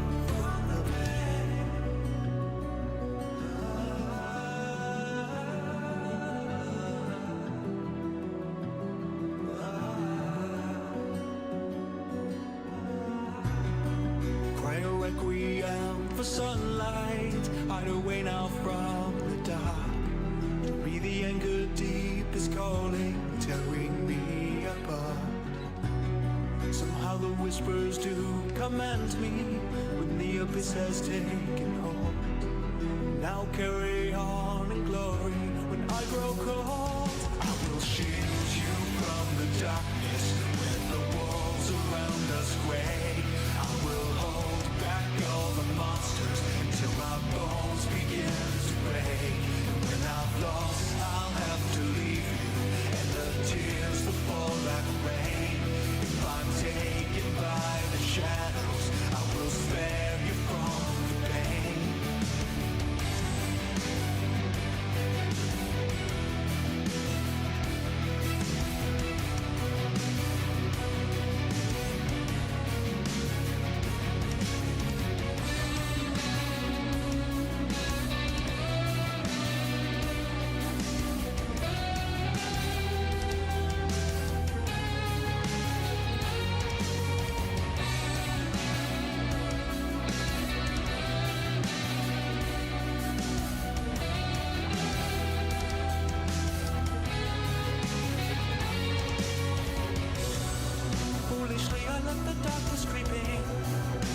this restless room my soul is bleeding. I confess to you the dark has taken me prisoner. I am corrupt beyond any rescue. I've forsaken my vow to protect you.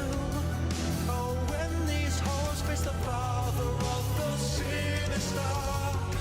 If the fight's over, I will sacrifice my mind, just to know you'll still be breathing when the years have been unkind. So continue on without me, guard my body and my fame. Keep a watch over the wasteland when the world forgets my name.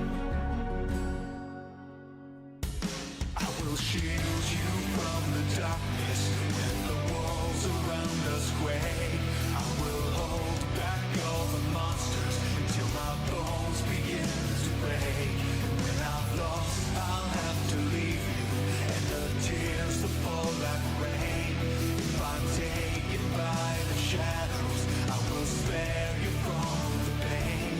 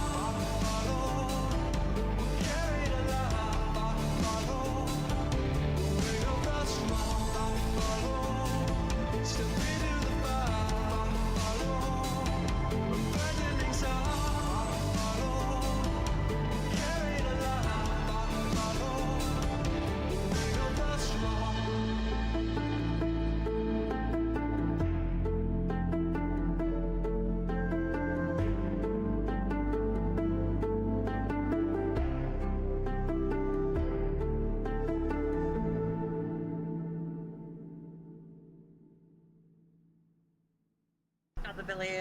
Norna! Let me- Welcome back, everyone. Hey. 20 seconds today. Hello. Music. We lost Still someone. waiting. Yeah, we lost Still Bernard. waiting. Bernard, what I'm happened? still eating. Still waiting. We see and acknowledge you, Dottie.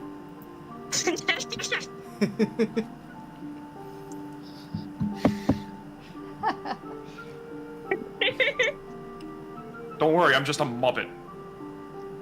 It's dancing. It's dancing. It's dancing. Is dance if you want to. Oh. I'm gonna say Lyrian comes back with some bread for everyone. I'm good, thanks. Bread sounds delicious right about now. She hands you a loaf. Absolutely. She hands Dottie a loaf. Oh, you are the breadwinner. Sorry. The breadwinner. She goes over to Troxel and gives him a loaf. I'll thank her. Now, are we now leaving? We heading off somewhere? Oh, I think the idea was to talk to the mayor about the thing first, but yeah. About your- getting some land. About getting requisitioning some land for a nice big farm. Ah, There he is. Yay. True to his character, I can only see his eyes. The man. The Bernard. myth, the legend himself. Lyrian goes over to you and hands you a loaf of bread. He's got wide-eyed it too. What's funny is when his camera's up, people on the stream can't actually see his eyes because of the frame. Nice to see the top of his head. Pretty much, yeah. Well, this character is short, so that kind of makes sense. It fits. All right, so you guys go to the mayor's office, and he's just you tell him that you want to requisition some land. He's like, oh, you're serious? Okay. I wouldn't. What's we so look like funny? we're joking? He's like, what's funny is you think that I have any control of this. You want to talk to the Portwell house. Where's the Portwell house here? No one told me Portwells were here. No, they're not here. You have to go back to this. You have to go back to the town. Oh. I thought we were in the town. No, you're in Briar Glen. He's referring to Selsmeyer. Oh. Which I believe is on our way, right? No, that's where he came from. No. That's where we came from. That was the port you docked at.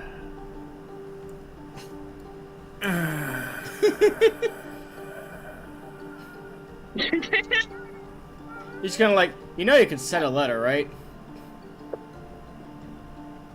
Yeah, but we're always on the move. It's not like they're gonna be able to find us next. Just put in the letter where you're gonna be next. Blood, how long were we here for? 3 days? We move fast. I'm trying to get you guys, trying to requisition enough land for you guys so you guys have a way to, you know, put this place back on the map. So we're... It's like, that implies that we were on the map. You guys are on the map. I mean, you're on the map. How do you think we got here? He just kind of looks over to Lorsan and is like, you don't speak metaphorically, do you? Like, at all. I can when I want to. Alright. It's like, look, bottom Then we line, can put- regardless of what your intentions are, I'm not the person to go through. I just manage the assets. You want to talk to the actual owner of this place, which would be the Portwells. Well, technically speaking, they don't even own land. They own some of the land, but really, the entire country is the king's. So, Okay. Where do we talk to the king then? We are not talking to the king yet. no, she says that he just goes. The king is crazy. I don't think we want to. You wouldn't get to the front lawn. While he's sitting there laughing at her face, she's just gonna sit there like, Yeah, he's just like, no, you don't talk to the king. No one talks to the king. The only people who could possibly talk to the king is the nobility. Usually the higher-ups in nobility. What would you have to do to get noticed by the king? Be richer than anyone else in this entire freaking land. And then? Oh, that's one way to And do then it. you spend heaps of money getting an audience with him. Oh. You don't understand. The king He doesn't care about... The king doesn't care about the land. If you want to make it productive, make it productive. You're just going to be taxed on it, that's all. Bingo. And taxed heavily. Take as much land as you want. Don't you think? So No. you're telling me we can cordon off some of the land in this little peninsula we got here, somewhere in between. Build a vineyard. That's incorrect. Why not? The king will not just let people use land without authorization. They have a tight grip on everything. You have to go through the right channels to do it. Otherwise, the king can and will kick you out, take everything from you as So like a So we have to go through. So we have to go through the port wells then. They're in charge of this region, so you have to go through them first. Yes, because otherwise, the king can literally come in, seize your assets, kick you out, and then just move on. Again, they want the land to be developed. If it's undeveloped, it's not helping anybody. It's only helping the goats or whatever. I think you're missing what I'm saying. What if you do that? If you get noticed by the king, if he's in his best mindset, he will wait until you've developed it, and then go in, seize everything from you, not give you anything in return, then kick you out because you didn't go through the right channels. That's fine, but there's also a cost of information. You're talking about a very large country. If you take a small piece of land, put some fruit trees on it, the king probably neither knows or cares. But I agree, in this situation, we should send a letter to the port wells. Well, I got an interesting question about this map. Okay. How far up do these rivers go into the mountains? That's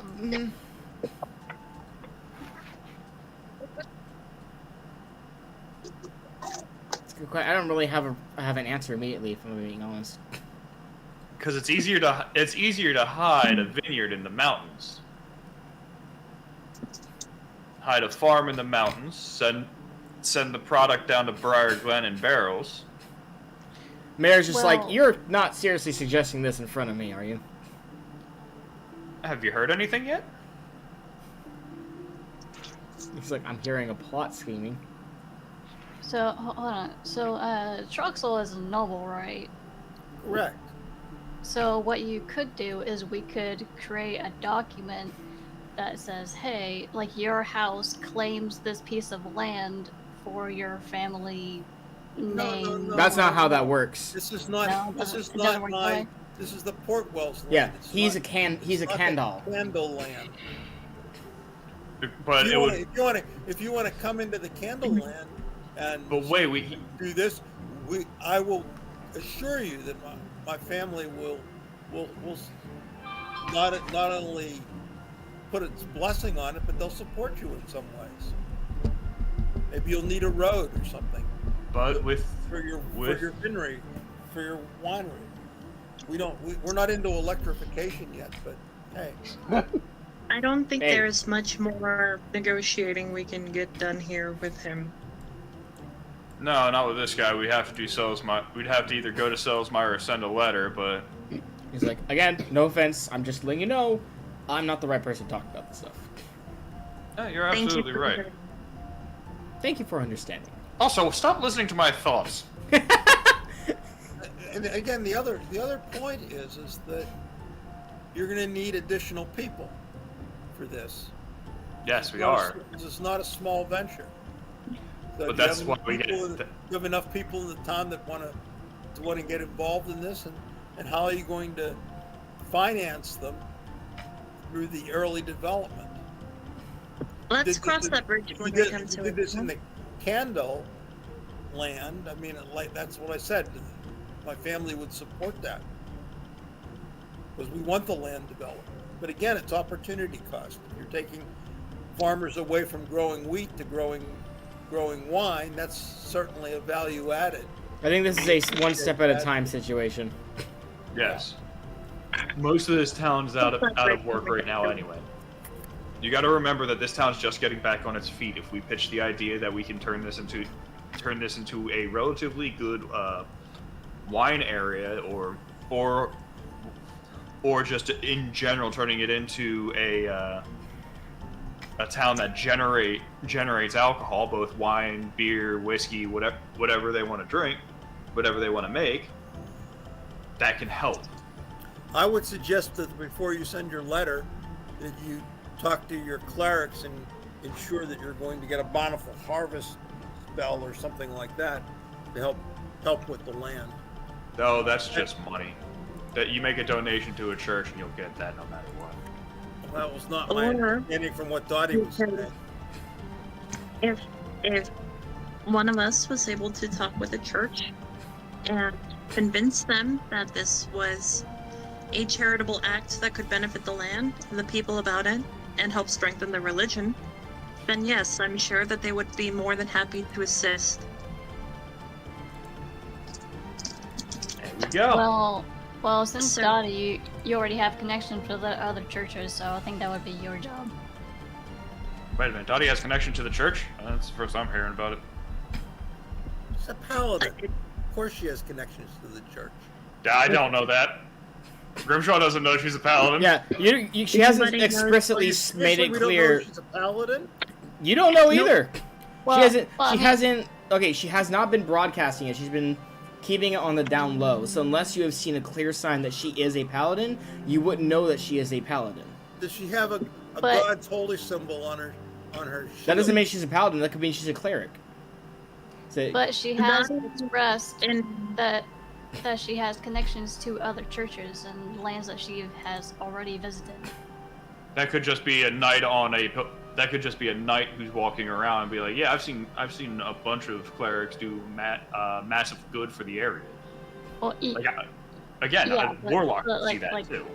but like that was just my reasoning as to why I was saying, hey, maybe Dottie Yeah. could go talk to the church. Yeah, that makes sense. But my character, I look at it like Grimshaw hasn't seen any hide or hair that this Dottie person could be a paladin, so I'm just going to treat her as if she's just a really armored up fighter. yes, tiny capable doer, halfling. But that being said, we're arguing for no reason. Let's go. A letter to Selsmeyer wouldn't go amiss. Maybe fill it out with someone who has a little bit more of a noble background will get us some help.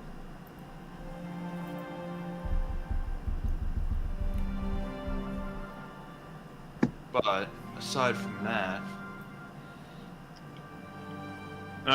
while we're talking about this, Grimshaw's looking at the map and trying to understand like where it can go, what we can do with it. Like we could build a farm either right on the river, or we could build a pseudo dock right on the river, so we could ship barrels down to Selsmeyer proper, which would mean that that trade would actually go up for Selsmeyer as well.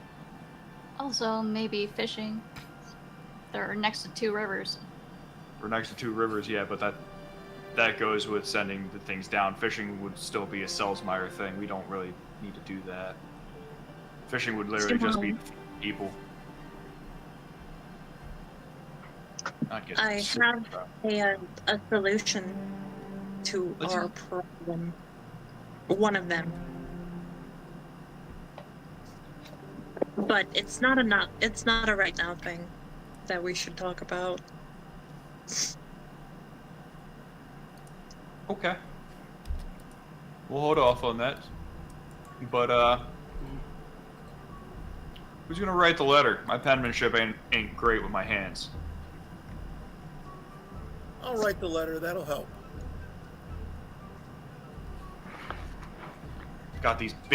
I got these big beefy mitts for hands. all right. So we got Basically, Troxel writing the letter I'll write the to letter, Port. I'll tell Port Wells hello, that we're in the city town of Stillwell, and we solved the problem with regard to a sleep deprivation that was caused by the terrorist Knights of Reckoning organization, and that the town seems to be unemployed, and we were thinking about helping them with the aid of the clergy to make some of the land that's currently unusable more bountiful, and we're thinking about growing grapes and starting a vineyard and making a winery, and ask them if that's okay if we can take how many acres do you want, Grimshaw? Ideally enough that we can start supplying at least out to Nuxfar with a supply. Okay. Given that, I'd probably say Troxel, he's not finished. I'd probably say about 100 acres to start if we can. We need a lot. We need a lot to get out there because it takes a lot of grapes to make a little bit of wine. Actually, you don't need anywhere near that amount, but that's fine. When we visited the vineyards in France, so many named vineyards were, 10 hectares, which is like 10 30 hectares. acres and stuff like that. I mean, it's just they were ridiculously small, but you get a lot of grapes. You get a lot of bottles of wine out of one vineyard. But anyhow, I'll ask for 100 acres.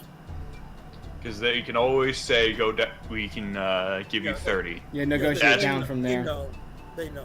And the other point is that it's going to be a problem with regard to, I think, the labor for this. I mean, we're saying basically that the town is unemployed, and so we're getting our labor that way. But anyhow, I'll send the letter. If they want to send more people, I'll write the letter. I'll write the letter, and I'll give it to the mayor and have him included in his correspondence to the Port Wells. Also tell them that we'll probably be in Balmoral next. Okay, Balmoral is my town. Is that correct? Yep, that is where your noble family is situated. Okay. Convenient. Good. Yeah, that's fine. I see where it is. And That's pretty far. And a final, From where we're at. We're Wells, I thank them for their hospitality, and you're always welcome in Balmoral, so that I can return the hospitality. So judging it is pretty far. You could probably go about 25, 30 miles a day. So, or if you really just hard march it, we'll probably make about 10. So it'll be like a 4 or 5 day trip, judging from the map. but we're also going to be passing through Redwick, which we can post up there. Maybe see if they need help there too, because God forbid. We have some people who want to help for the sake of helping. I'm looking more along the line of the sake of making some jump change while we go through. No, the two things go together. Not necessarily. You want to help people. As you help people, if you do work that's in demand, you generally get compensated for it. Yes, work that's in demand. All right, sounds like we have a plan. If your roof is leaking and a roofer comes and patches that roof, that's a work that's in demand. How soon can you get this letter sent? I'll do it. And when will it arrive? I have no idea when it'll arrive. I'll ask the mayor as I give him the letter. Well, you wouldn't have to ask the you wouldn't have to ask the mayor. See, your character would know that this kingdom uses carrier pigeons. So as long as it can be carried by pigeon can't take a letter.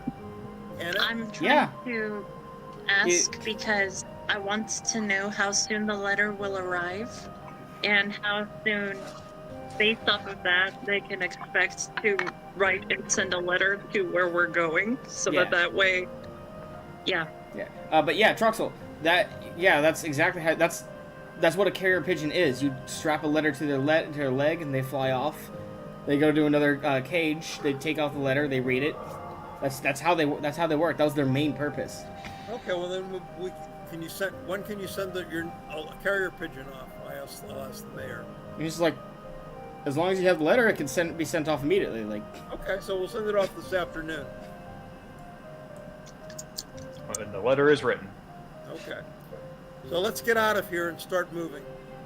So I think it would take like the messenger pigeon about a day to make that journey, half a day. It would be about a day to make that journey, and then it would probably be like 2 days for it to go from Selsmire to Balmoral. So yeah, it fits with our time while they deliberate. Well, Yeah. the port wells in Selsmire, or is just one part of the port wells? No, the port. We were on the island, and the port wells were well represented on the island too. Yeah, so port wells are primarily situated in Selsmire. In other large towns that are a strong point, they'll be in there too. So, for example, they have a few people in Lunaris, and they recently sent a few people to the Sunland Islands. Okay.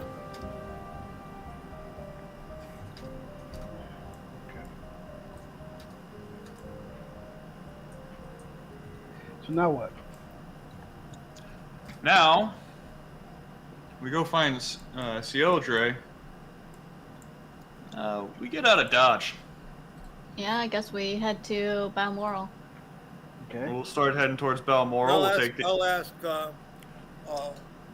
Let me finish. Let me finish, Troctel. Oh, go ahead. I was just gonna say our path, which would be from Briar Glen, we go over to Redwick, probably moonlight at Redwick. We'll be right under the Mage Lake Isle there if we want to try and get up there somehow. Maybe take a day and try and do that.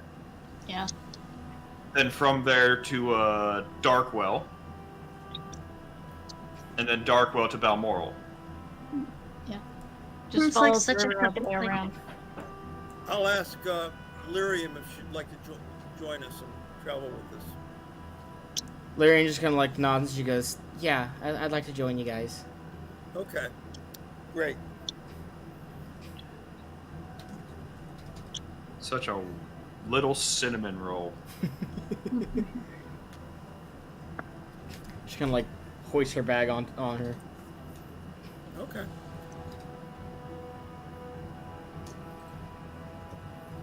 So we're off then, as far as I'm concerned. Yep, we are quite literally moving now. Heading off into the We're night. again. Well, not night, but We're like off to evening. see the maggots. Here's the question: do you guys have any supplies for like camping or anything like that? No. I don't think. Do I... Wait. Yes, Oh, Dottie has camp supplies.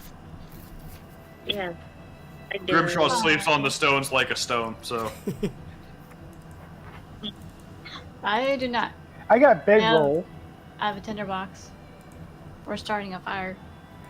Bedroll and Yeah, I think Grimshaw has like a bedroll and that's about it. And like a pan to cook stuff. Oh, I apparently do not anymore. Yeah. Not anymore is right. So, I had a run-in with some very polite bandits who really looked like they needed my supplies more than I did. oh, so they So- robbed you. Rob is a strong word. I would like to say donated without my permission. Forcibly acquired without permission from the benefactor. Yes. And at the end of the day, I thought, well, it's going to a better cause. Excuse me for 1 second. I have a baby crying. I have to check. By the way, Christian, before we leave, I'm gonna go over and talk to our tavern friend. Okay. My tavern friend. I'm just gonna tell him, like, look, we're working on requisitioning a patch of land to start growing, ideally a vineyard here. Because That would bring in a lot of revenue. Yes. And I would hope that by getting the land and getting the vineyard and everything else set up, that you guys would let that, if not most of the town, at least some of the town would come work the land for us. I'll cover the taxes for it. She's just like, you have to make it official, darling, first, but if you can do it, I'll get you the laborers. I know a lot of people in the poor side of town. They could use a good job. Thank you. And with that, I'll just head right back out. All right. It's a pleasure doing business with people who understand. So it is about 3 o'clock now. So In the afternoon? in the afternoon, yeah. 5 in the afternoon. And you guys head out? Yep, we're gonna head out. All right, quick. Who has a horse or steed? Bye! You have a pony. Yeah. I don't. So pony. I have a Shetland pony. I have horse. Lorsan has a I know a horse. I horse. don't think Troxel has a horse. Grimshaw is walking. I think Troxel does have a horse. Grimshaw's gonna have to see a cobbler when he gets to Balmoral. Is it Peach? Now I'm freaking hungry. Thanks! So 2 or 3 walkers, 2 or 3 on horseback. I'm gonna let Bernard ride on my pony. So I guess the question is, how fast will you guys be walking? Because you will be walking, unless you want to ride another horse. So I was basing it based off of general walking speed. You could do about 10 miles a day. On Okay. general walking speed. 4 miles a day. 10 miles with a pack is a really stretch for a magic user. Troxel, do you have a horse or no? I thought we had horses. Didn't we have horses? I did not. No, I never bought a horse. Yeah, but you didn't need one. I thought because you were a dwarf and you could outwalk our horse. Am I correct or not correct in that? I could just keep up because I've got an insane amount of stamina, but... Oh, Troxel does have a horse. Troxel does have a horse, so yeah, Yes, he I should does. be fine. Yeah, so I'll be the only walker. I'll be fine. I could do a 10-mile jaunt by myself. Okay. Yeah, my horse has a name actually, even, which is kind of silly. My horse has a name. My horse is Like amazing. Dorian Gray, because he's gray. So Lyran's gonna ride with Troxel. Bernard's gonna ride with Dottie. Grimshaw's Lorsan, gonna be walking. are you comfortable with Sealdre riding on your tired old horse? No. Okay, so she's walking with Grimshaw. He is old. He doesn't need the extra weight. Well, that's just me. Eldre can't be that heavy. Yeah, but Sealdre doesn't want anything to do with Troxel. Yeah, oh yeah, I Ryan. know. Oh yeah, I know. Mm-hmm. While we ride, can I sing dun dun dun dun dun dun dun dun dun dun dun? Of course. Dottie's just like, yeah. Roll Donnie singing, Angle. roll singing proficiency.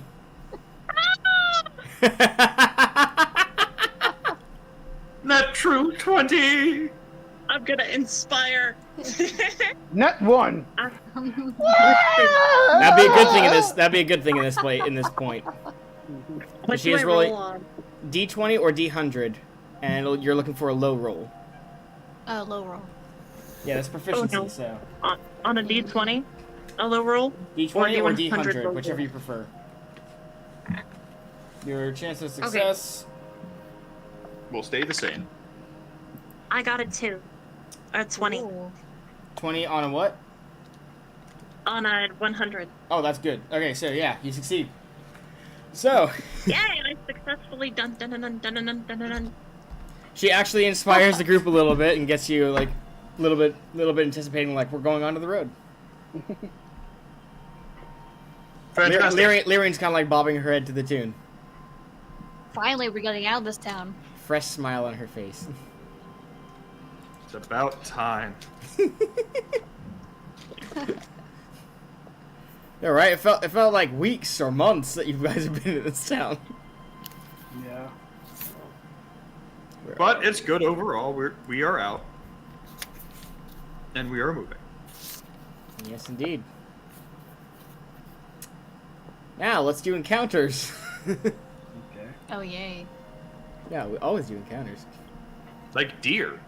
I would love to encounter a deer that I could throw Well, first something things first. While you guys once you Like guys a start chest. your journey, and keep in mind, Dottie, this will be like after you eventually stop making tunes. You hear a voice kind of say, "So, can we stop for fish? Because I'm hungry for fish."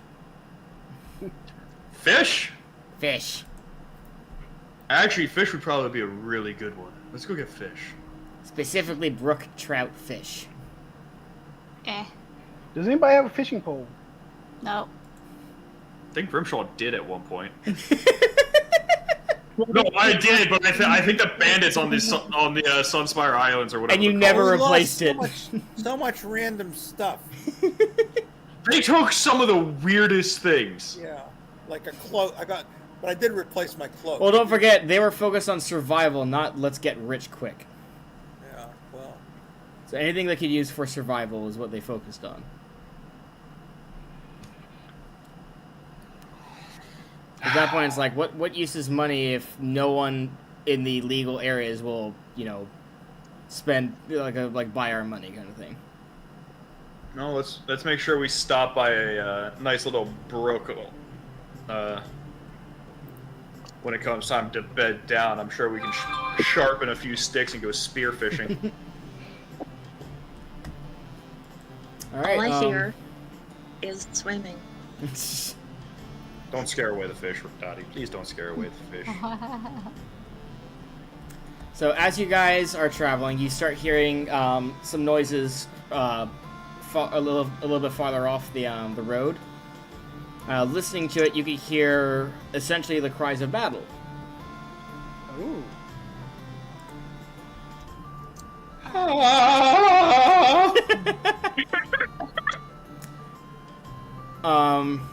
Yeah, so how do you want to approach that matter? I mean, how far away is it from us? Enough that you can hear Wilhelm. Not Wilhelm, but yes. What? I'm gonna. The moment pretty I close hear then? help or something is going wrong, I'm gonna take Tulip and go here, and then charge. Whoa. All right, so yeah, you guys start hearing the sounds, and then you see Dottie rush forward. I'm back. Wait, are we sure about this? Wait, can we talk about this before? No, Tom, right! Well, I guess we're following them. Dottie, I'm gonna cast Oh. Unseen Servant. Unseen Servant. Okay. Ooh. Yep. And I'm gonna go have it scout out where that sounds of battle coming from. Okay. Dottie's gonna get there way faster than the Unseen Servant, so we'll go ahead and do her first. All right. Dottie, this is what you see. You see a man who looks like he's wearing fairly wealthy clothes, freaking out in his carriage, while 4 armored men, fairly heavily armored men, mind you, very decorated, are trying to fend off what looks like an owl bear. Oh, An owl bear. Mm-hmm. unfortunately, owlbears are not impressed by paladins. Okay, I have an idea. Not that we know that. I'm going to like Tokyo Drift the horse. Stop. Skid the horse. You can't do that. The horses things are, yeah, you have to. It's flavor, I know. It's like stopping pony. I'm gonna Slow the dismount quickly dismount. And then I'm gonna hold my hand up and try and do some good old-fashioned animal handling to like An owlbear. I'm gonna on an owl bear. cast visibility on myself. Good choice. Yeah. Bye. Dottie, roll. Okay, hold on. Let me do something real quick. So, So I need to make sure I'm keeping track of everyone and what they're doing, so... As I'm double backflipping off of the horse that just Tokyo Yeah. drifted into place. In full plate mail. While While eating a scone. Dottie, I want you to roll me a animal handling check. Go ahead. Okay, and that's a D100. D100 or D20 of your choosing, yes. And I want a high roll. Low roll. All proficiencies I are want a low low rolls. Okay. Give me a low roll. I got a, let's see, 40 with the 1 is a 30. Okay, so 43.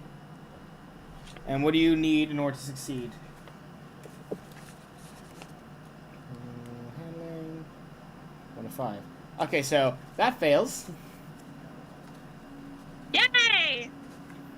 So you're approaching the owl bear, like you're trying to approach the owl bear. It snaps its attention at you, kind of like knocks one of the soldiers' spears to the side and starts rushing you.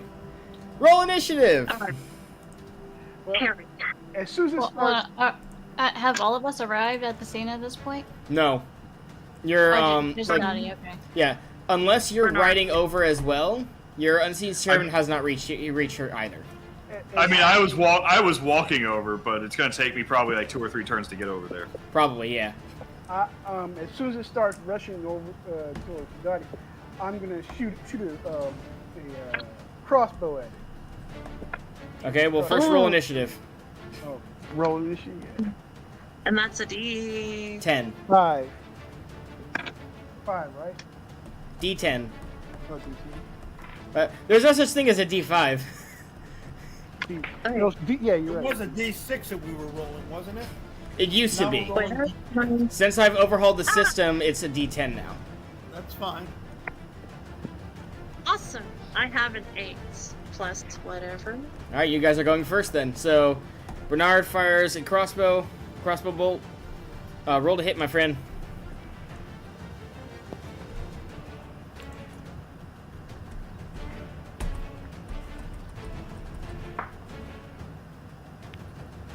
$17. Ooh, nice. Let's see. Nice.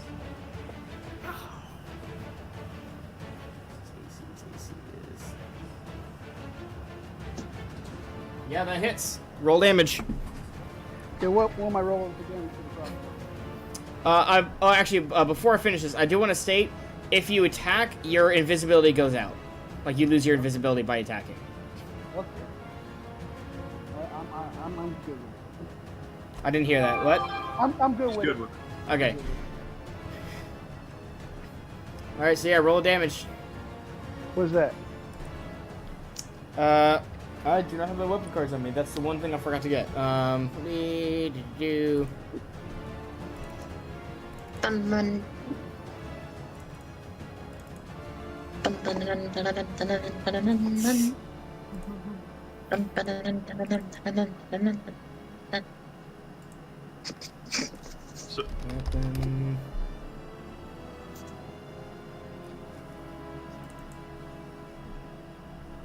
No, that's the wrong one. That's also the wrong one.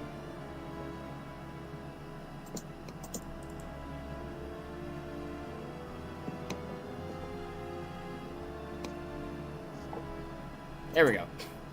Alright, so crossbow. Where's crossbow? Light crossbow. So 1d4 plus 1 damage.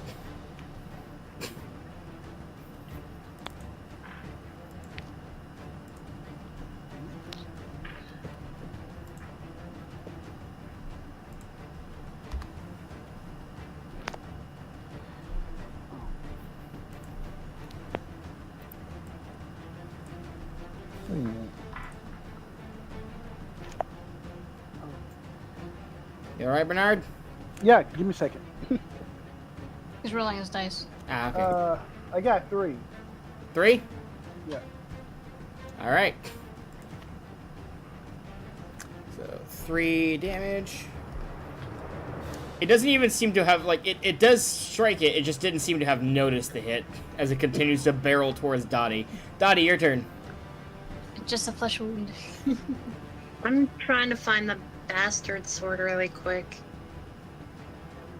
On the card thing. Alright. I don't like being alphabetical. It's not alphabetical. How dare you? Or sham. It is. It is alphabetical. Sham. You're looking for But- sword bastard. Oh, sword. Yeah. It's reversed alphabetical. Why? So that everything's in a specific category. So like if you're looking for mace, you can look for mace and then whatever specific one you're looking for. Oh, okay. I Yeah. see now. Like that. Good idea. That wasn't my idea, that was the original manual's idea. Just take the compliment. I'll take the compliment. Let's see. Claymore. So I can claim more. An Okay. invisible hand pops out of nowhere with a newspaper and I bops wanna you on the head. For this maneuver, Okay. I want to make sure that I am putting myself between me and the others. So I want to like sort of like pivot with movement. Yeah. Make sure that I am like brick wall Dottie in front of these guys. Well, you're not And- reaching them yet. This thing is charging. It's now charging away from them over to you. Oh, thank goodness. Then I'll make sure that I am definitely in front of it and Bernard, so it cannot get through Bernard. Great. I did Yeah, that. I was about to say you don't know where Bernard is because he was invisible before he shot the bolt. So No You're idea. just trying to... What do I roll to attack? a I think it's D20. a D20. Okay. I'm gonna go with this one. And on my sheet, this is my first time swinging at something, and it's been a while since I've looked at the sheet. What do I add to my attack A's for the smack A's? strength bonus. So what you're looking at It's a- is +4 to hit. Is what you have right now. And that includes the mastery over the bastard sword and all that fun stuff. Yeah. So you're gonna that's +4 to hit, and your damage is gonna be 1d6, and then +5 damage with your strength bonus and all that, and your mastery. Or Okay. not mastery, but something else. Wait, do I do 2 attack rolls or the 1? You can attack twice. Okay, so I will swing twice. All right. That's a 19. Wait, 17 plus 4. That's 21. All right, that hits. Nice. And then that is a 13 plus 4 is 17. Both of them hit. Roll damage for both. Okay, and I am rolling a d6, right? Yep. Okay, so that'll be 2d6 damage then. Okay, that one flew off into Narnia. That's one then. Okay, so one is 6 and one is 5. Just to clarify, are you using this with one hand or two right now? I have my shield out, so definitely one-handing. Okay, so and what'd you roll? I rolled one is 5 and one is 6. Okay, so 6 and 7 points of damage essentially. So I get a +1 to damage? Oh, sorry. Add 2 because it's +2. My bad. Okay, so 8 and 7. So 15. 15 points of damage total, yes. There we go. All right, now this thing gets to roll it at you. What's your AC? Oh, my AC is from the front. It says 10, and I have my shield from up 30. Ooh, that was close. All All right, so Just by a hair. it managed it. No. So it struck you with both of its claws and almost hits you with its beak. Oh. So let me do its claw attacks.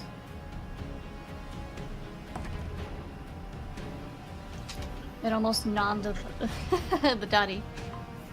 So it deals 10 points of damage at you in total.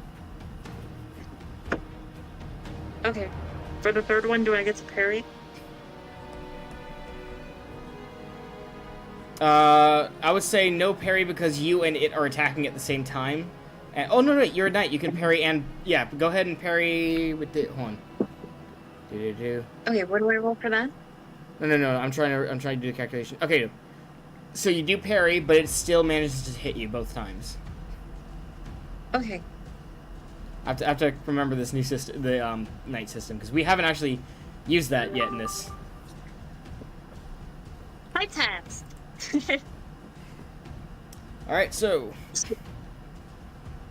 let me roll for the all the guards.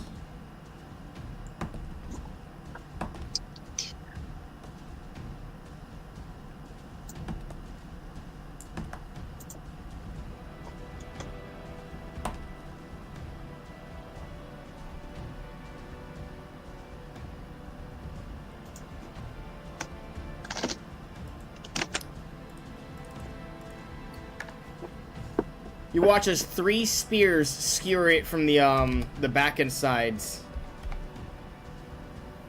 Oh. Huzzah! This thing roars in pain as it like gets up onto its hindquarters. They're trying to. Let me roll a strength check for them real quick. Oh lord. Oh lord. Oh. Yeah. They're Yeah. Okay. So We they all like rolled to like fix- 3s and 2s. This thing rolled a 20. I was right. This guy got those guys got tossed No, so far. they didn't get like one of them got tossed. But the idea is like it swings and hits all the spears, breaking all of the spear shafts off. Oh, okay. It's at this point at the end of the first round that Lorsan's unseen servant gets close enough where you can see the owl bear attacking. So you're seeing an owl bear. Well, no, you're not seeing it. It relays that there's an owl bear. Alright, I guess we have to go help. Remember, Yeah, I'm already on my way. remember, the others don't know what's going on. Alright, looks like the knight or whatever she is in trouble.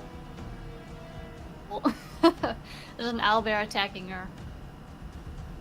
Well, And he just I mean, runs Grimshaw's. there. I was gonna say Grimshaw's already gone into the forest in the direction that Dottie rode off on, so it's just like, all right. No, it's further down the road. Yeah, well, yeah, whatever. Yeah, it's yeah. So he's just kind of like Oh, yeah. walking. With my Alright, I guess. What? Go What? ahead. Okay. I wonder if they know how to drifting talking you. Tony Thunder. So Bernard, where you get? Bernard and Dottie, are you doing anything else before the round ends? I'm gonna cast darkness on the owlbear. Ooh. Are you casting it on it, the air, or the ground? Give me 1 second. Give me 1 second. I was trying to find it. Make sure I can understand what the spell does.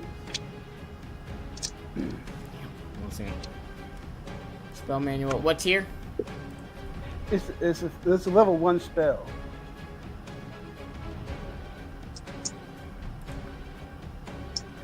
Wait a minute, where's darkness? I got you. I got Yeah, you. yeah, I got you. Level spell. Hello, darkness, my old friend. Bernard, sending you the information. Yeet. I told you to stay out of my. And I already told Tom this, but I'm overhauling the spell system as people unlock their new spells. So anytime you get a spell, let me know and I'll update it and I'll give you the updated information. What are things that I can do in a turn after I've done the smack ace? Well, casting a spell would be difficult with this thing being right on your face, but once I'm Bernard moving- once Bernard I'm moving my casts horse. once Bernard casts darkness and it can't see you, if you back up, you could actually start casting a spell. So I will give you that information. Okay. Yeah, I'm gonna cast a And spell. Tom, what were you saying? I want to move my horse up, my movement action, to cast a magic missile on the owlbear. Okay, so you're gonna speed up so you can spot the owlbear. That's what I'd like to do. All right, Bernard, Yeah. what'd you say?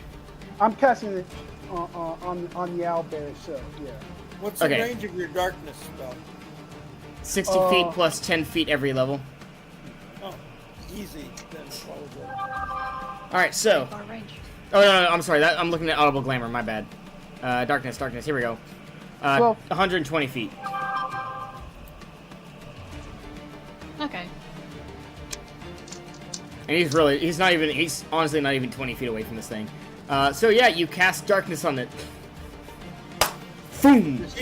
Does he get to go before me, before I cast my magic missile, or is this all simultaneous? I'm gonna get to that. So once again, Bernard, are you casting it on the owlbear, the ground, or the air?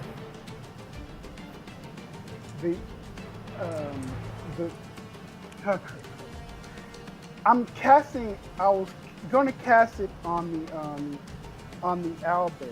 Okay. Oh, it failed that save. So, all right. Covering the owlbear is a 40-foot globe of darkness. So, Okay, Dottie, okay. this thing is like moving in to attack you again, and all of a sudden you're in pitch black darkness. And Bernard, you're in that pitch black darkness too. But being the one who casts the spell, you can still see. You just Do I see. have You see, halfling like the Dottie air is a vision? little bit darkened, a little bit where the spell's affect, so you know where it is. Yes, Dottie? Do I have halfling vision? Supervision? Number 1, infravision. Number 2, Yes. darkness does not allow for for infravision. Your infravision is halved. Okay. But she's close enough where she can still see it. Yeah, so you can still see it a bit. And Okay. just as darkness falls, Troxel, your spell would have kicked in as well. So your spells kind of go off. 13 points of magic missile damage.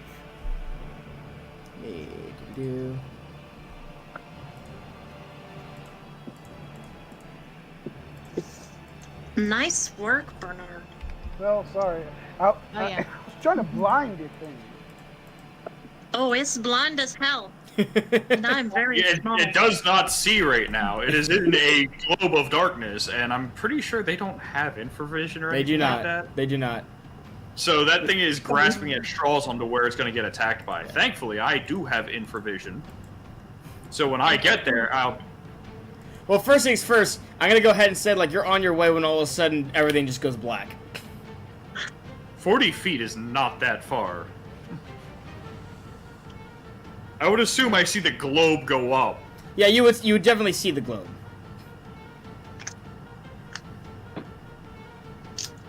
I figure I got another turn before I get to combat. Yeah, probably. Before I get to do the smackies. Lotion just rides past Grimshaw, hey. So I guess I'm gonna be pelting this thing with arrows. Well, you don't. Oh yeah, you can still see him. So yeah, you can go ahead and shoot. Pepper him. Well, no, I'm gonna move. Dottie's in complete darkness too, so she was about to be trampled, so I'd probably move her out the way.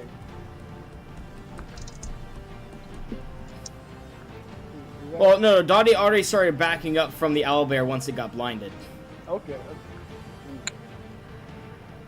Oh no, I want to make sure that I'm still, like, within melee distance of it. I was debating on whether or not I should cast a spell, and I decided not to. If Okay. that's okay.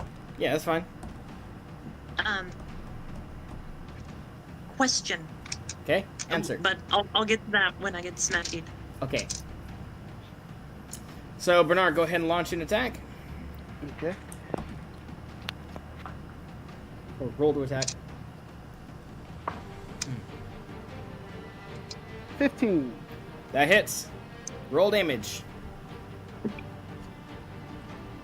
So all I'm hearing is I need to roll a 4 or higher.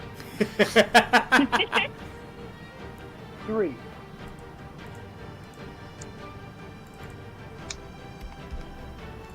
This thing is covered in wounds by this point, and it's still going strong. That's because owlbears are very hardy creatures. Have you not seen what grizzly bears can do? There's a reason we have 50 caliber pistols to fight bears. Oh, I'm aware. I'm aware. Yes.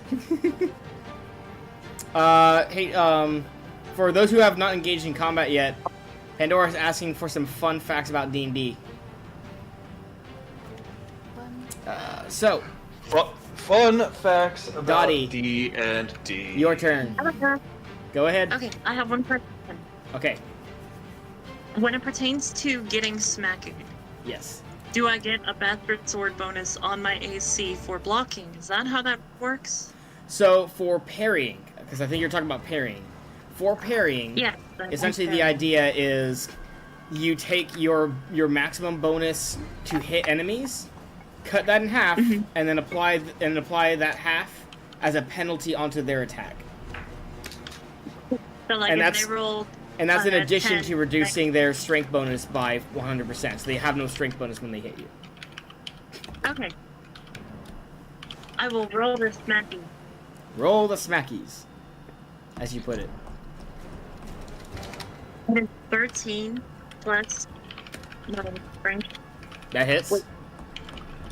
Okay. And then that is. Oh, that's an 18. All right, that hits too. Okay. Oh, damage. That is a 6. That is a 6. And that's with the bonus of 2, or without the bonus of 2? Without the bonus of 2, so that's 8. No, that's 16.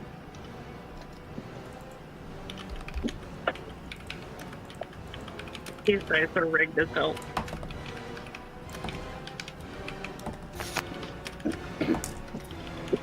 It tries to attack you back, but it does not get anywhere near as it's trying to fight you blindly in the darkness. Meanwhile, you hear the you're hearing the one person and the guards go like freaking out, going like, "Where did this darkness come from?"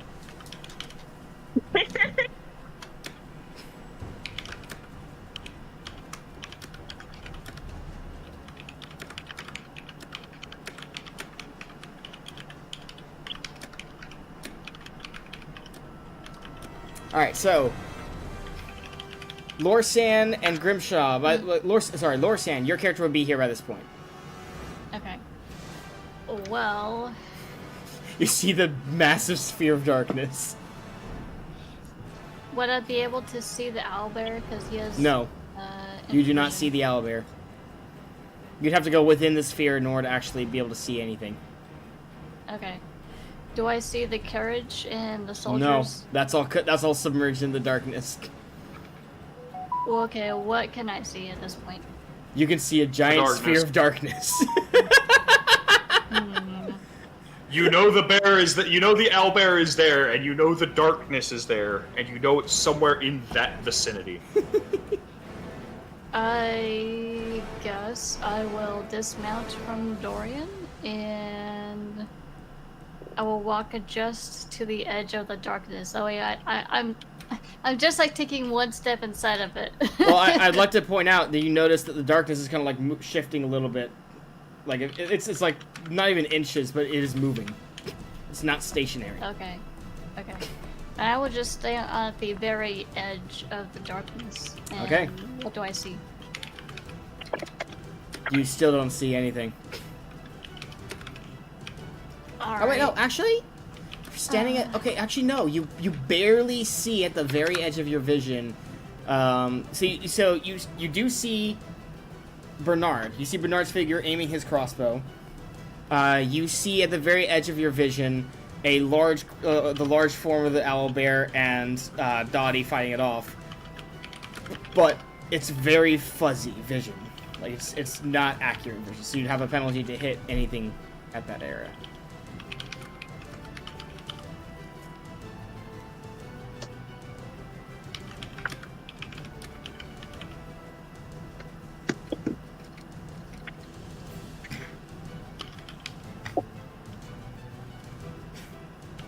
Hold on, I'm searching through my spells real quick. Let's see what I can do. Also, for the record, Hayden is mostly spouting nonsense. It's not actual fact. No, the not as fun fact is true. It No, is the DM's main job to try and traumatize the players as much as possible. That is not a job. That is a choice that some DMs make. Wouldn't partake in Owlbear that sometimes. Count? Wouldn't Owlbear bear count as an animal? They count as a monstrosity. Okay, so not an animal. For the record, for anyone who is a fan of D&D lore and all that kind of stuff, in my world, owlbear is not a natural creature. It was a man-made creation, essentially. So, it does not count as... Yeah, druids can't turn into it. Sorry. I guess I will cast Void Bolt at it. Okay. Roll to hit with a -2.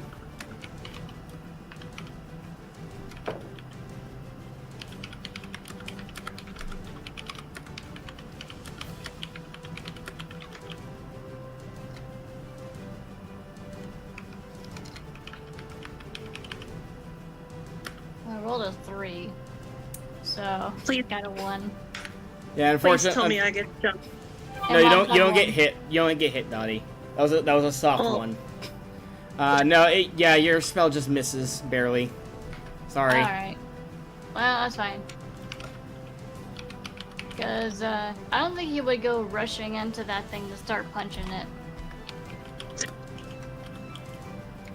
He would just stay at the edge and try to hit it from afar, so... Yeah, I getcha. Alright, that's fine. Alright, Grimshaw joins you shortly after. Oh, welcome to the party. What'd I miss? Oh, that big thing there. Yes, I hit the big thing. Sorry, I'm starting to talk like Kronk. Troxel, is there anything else you wanted to do? I can't do anything more because I can't see anything more. Cast fireball. No. No. Cast fireball. Dottie, you are the paladin. You should not be asking for war crimes. Cast excessive violence. Okay, so Grimshaw, what I'm hearing is you charge towards the owlbear. Oh yeah. All right. So, knock knock. I'm going for his shoulders. Oh. Roll to hit with a -4. Aw. Oh, so I have to hit an 8. I rolled a... Yeah, no, I hit. I hit with both of them. I get 2 attacks. Yay! Roll damage.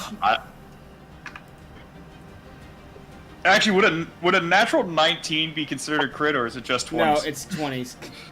Nat 20s. So 11 points of damage. 21 points of damage.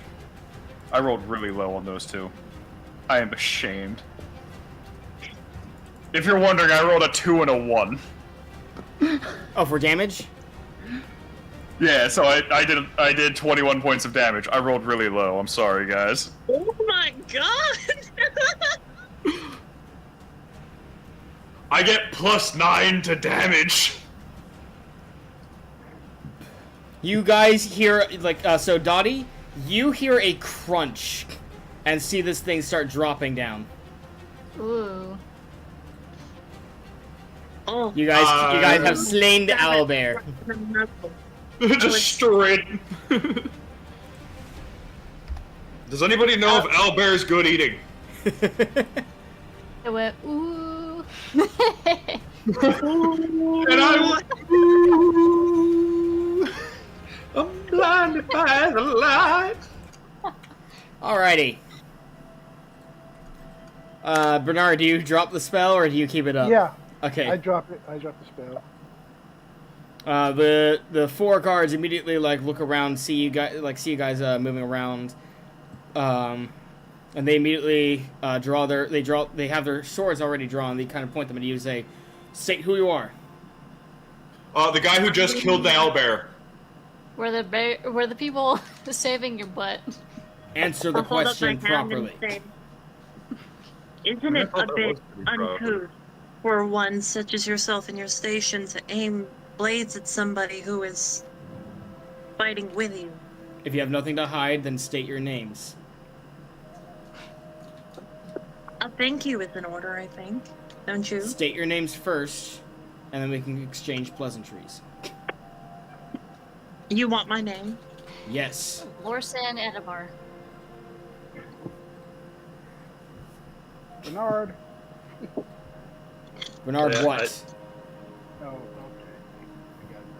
Still my full name. Bernard Longfoot.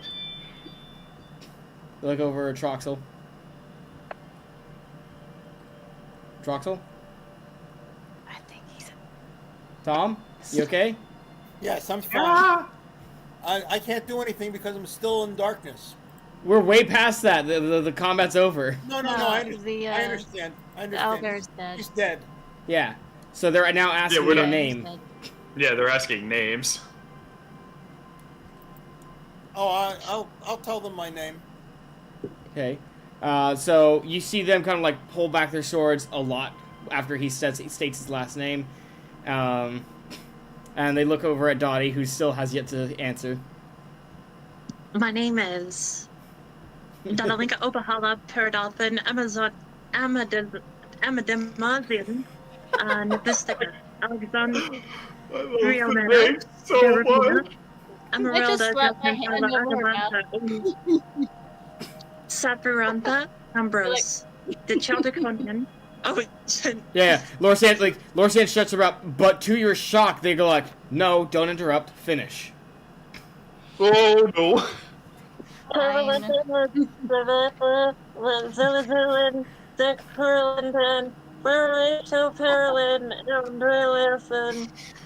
Handed a second ordained knight of our Garcia sanctioned badge or heralded as the divine. By the way, while you guys are writing your names, you see the guy in the fine robes kind of like pulling out a quill parchment, kind of like writing that down.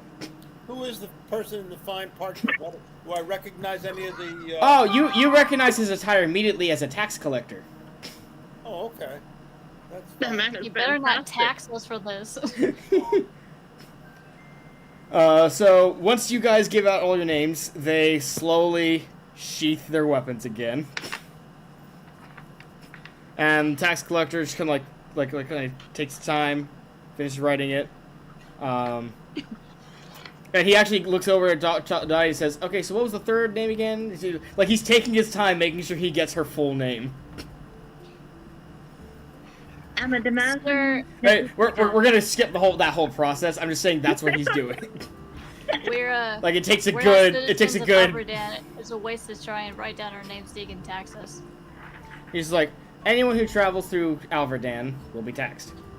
Thank you very much. As a law, if you travel here, you must follow the law.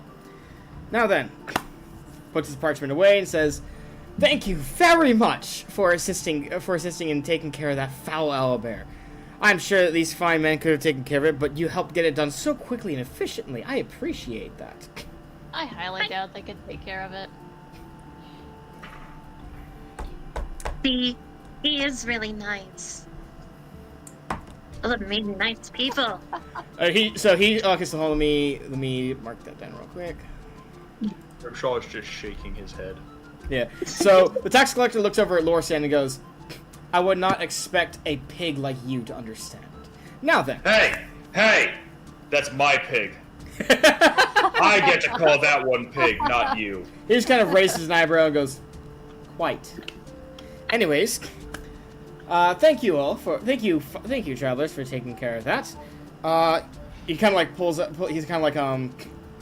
a pouch and essentially tosses each of you like 2 silver coins, saying, "Thank you very much for your assistance." He looks over at Troxel and says, "However, there is one thing I need to ask. We did notice the use of some magic, did we not?" And I'll take out my take out my arcane license. It's like, excellent, Showing that I excellent. have- He I gestures have he my gestures to ability Troxel to and looks at cast. you guys going like, see, you follow the law, and it works for you. He looks back at Troxel and says, now then, were you the one who brought about that darkness? No, I wasn't. And who, pray tell, was this? I have no clue. You have no clue. Roll a charisma check. Roll a charisma check. Question. Who, me? Yes. Has my unseen servant droid us yet? I rolled a 28. What'd you say, Lorsan? Has my unseen servant joined us yet? Yeah, they're there. They're there with you. Let me one second. Like join the group. Yes, one second. Okay, then. One second. I would One like thing to at a tell time. it One thing at a to time. One thing unhitch at a time. horses. 1 second. Okay, let me write this down. Okay, so what is your plan? Who are you addressing? Lorsan. Person. Okay.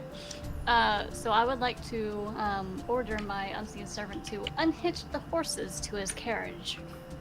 Okay. So while that's happening, he kind of like so Troxel, this guy clearly doesn't believe you. He's like, "Oh, is that so? Well, unfortunately." I'll be happy to show you my spell books. He's like, "Oh, we'll be I searching all of you just to make sure that magic, just to make sure everyone has a proper license." And yes, so I show them my spell books. There's no darkness spell in it. yep. And then the guards move over to the next closest person, so they go over to the Grimshaw and be like, "We need to like check your bags to make sure you don't have any spell books on your person." Do I look like I cast spells to you? The tax collector's like, "Please just let them do their business. It'll be over quickly if you cooperate." That is unlawful search and seizure, sir. It is unlawful search and seizure. By the way, do they have magical arms or armors on them? How do I? Well, number How do one, I know that you guys are actually tax collectors? How do I know he you pulls are out actually his working for like an official certificate. anyone That can be forge that. forged. And I want to read that. So He hands it to you. His authority from? The king. Directly.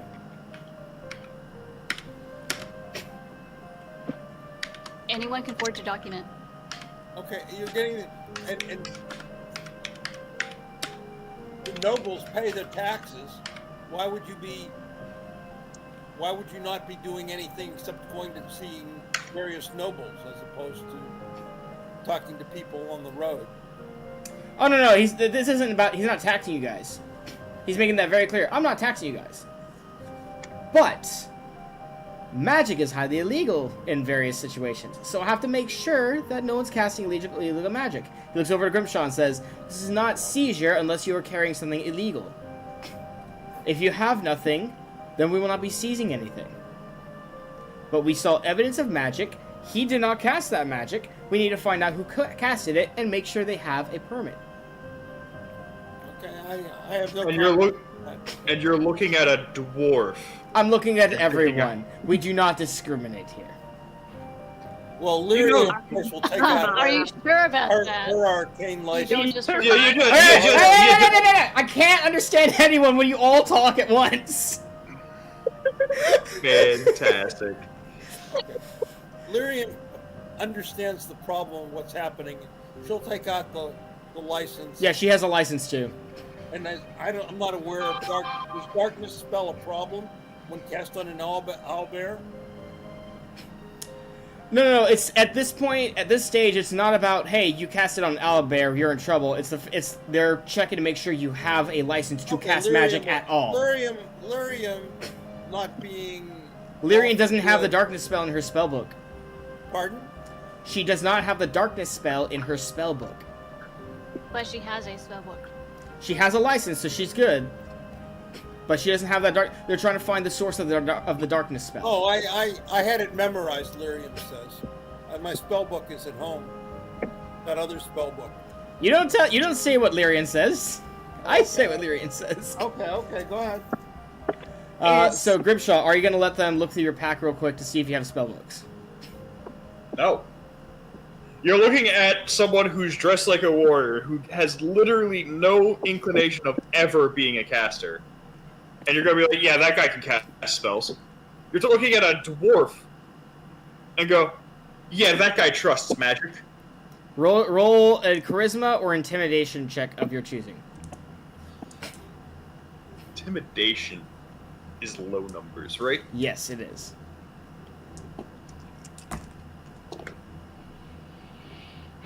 Uh, 22. All right.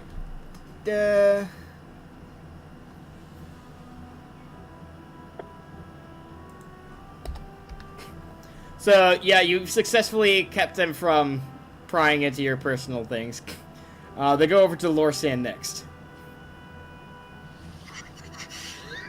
Is it okay if I stop them? You try to stop them? I would like to put my hand up and say, I casted the darkness. No. You can't do that. Why not? Dottie, that would be a She's lie. Are you sure you want to lie? She's a paladin. It's for a good cause. No, so it's not that. it doesn't matter. Oh, Thing about it is that you. the way that I understand it is that sometimes certain things need to be done in order to make sure that the greater good can be achieved. Oh, okay. Well, that would, yes, but that would be neutral and chaotic good, not lawful good. Lawful good abides by the law whenever they can. They usually do not make bending the rules or anything else like that. So, for example, if there's a fine that they try to fine him with, you could try and pay off the fine or help with that, but you're not going to try and fight the law either. At least not this way. Oh, okay. Not through deception. My question on that was whether or not it would fall into, like, you know, the more educated paladin versus the Boy Scout paladin complex in that instance. But I will defer to that and agree. Yes. Thank you. Okay, so, Lorsan, do you let them search your stuff real quick?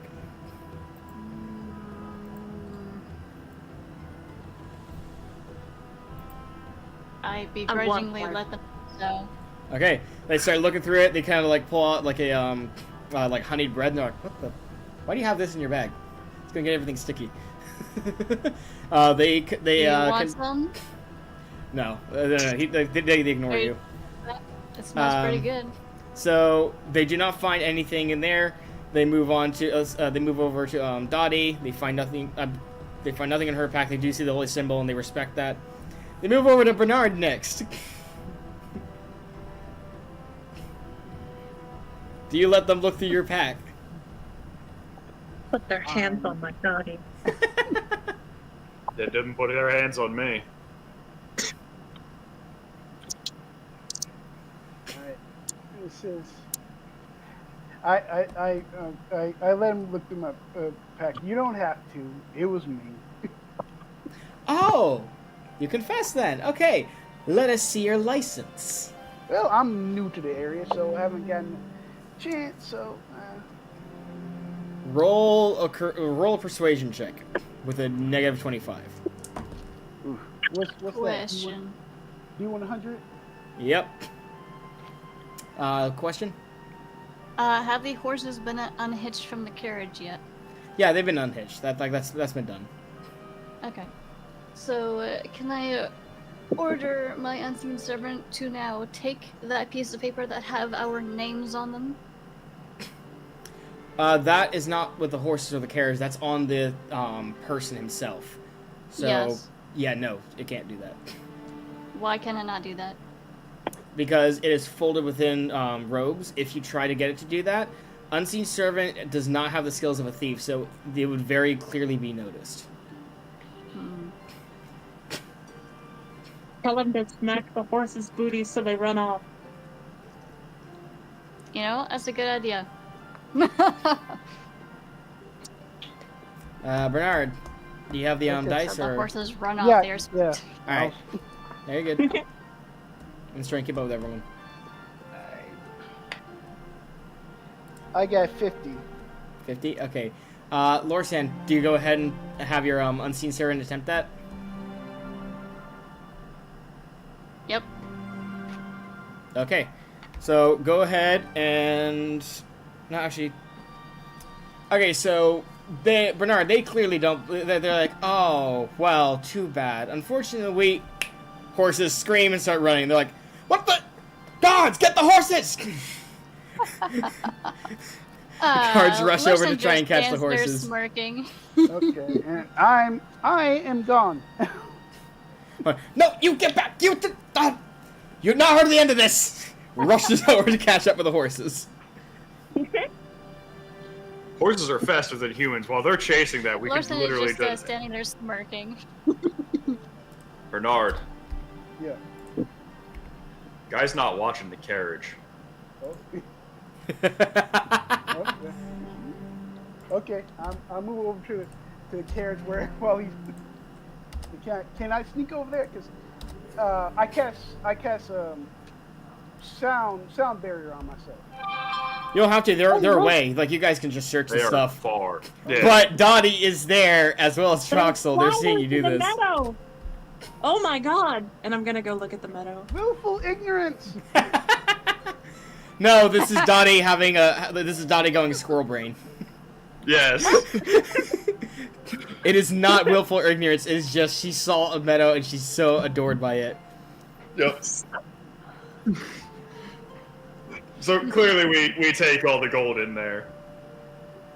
How are you gonna carry any of the, like, cause like you go in there. We take enough. We take enough. Okay.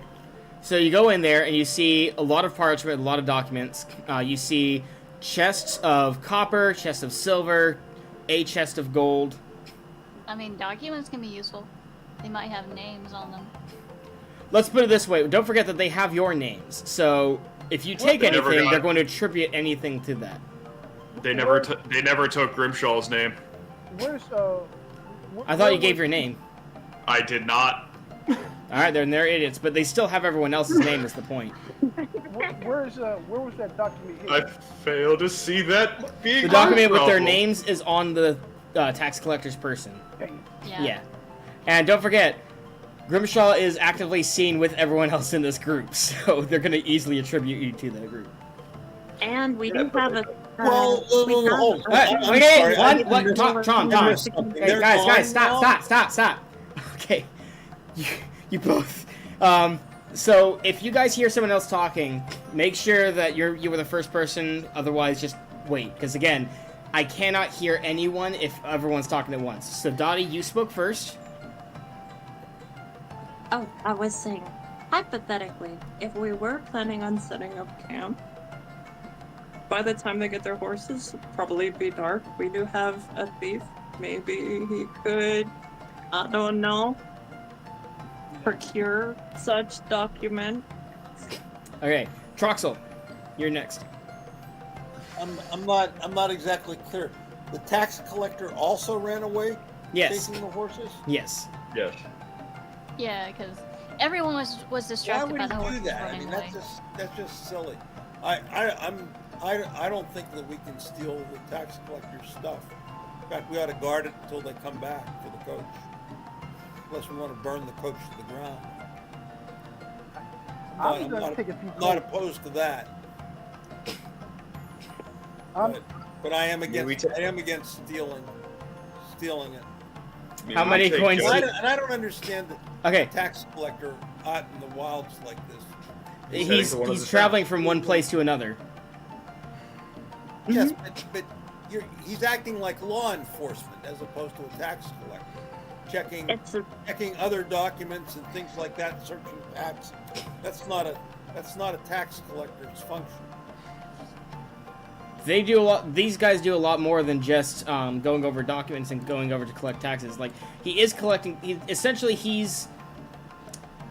He's the one who goes through and makes sure everyone. He's the one who squeezes everyone out of their money.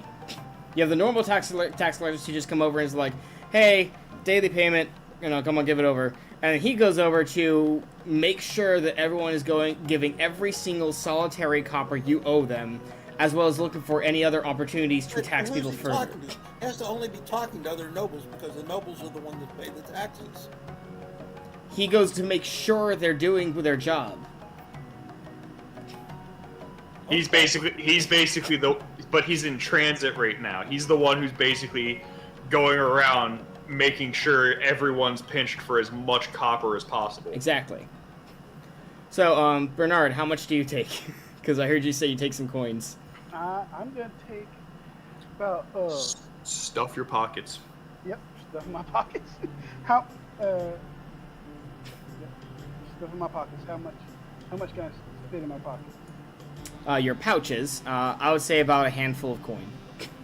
Okay. All gold. Yep. All gold. All gold. How many coin would you say could fit in the halfling's hand? A halfling, probably like 5 or 6 gold. Maybe like 10. Okay.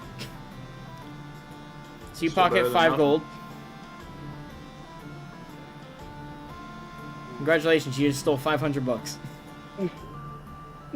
Still really good money. Oh, it's really good money. It's really good No, money. no, yeah. no. I'm not opposed to the other people helping themselves to the tax collector stuff. I'm just not going to do it. I don't think the paladin should do it either in terms of alignment. Well, Paladin is off in the meadows staring at the flowers. She's not seeing this. Okay. The hills are alive Um, with the sound. What other things are in the tax collector's carriage besides gold and documents and that sort of thing? Just some extra weapons for the guards in case they encounter something on the road. Okay. Like you see some spears in there. Can I investigate the documents, see if there's anything that pops out of importance? Roll intelligence. Okay. Oh, now I get a good roll. That's a natural 20. Let's go! Yeah. So you do notice, so let me think. You start reading over the ledgers and all the names and all that kind of stuff, and you see this in a very, very organized manner. And let's see here. What should I give you? I don't know. What should you give me? I'm thinking.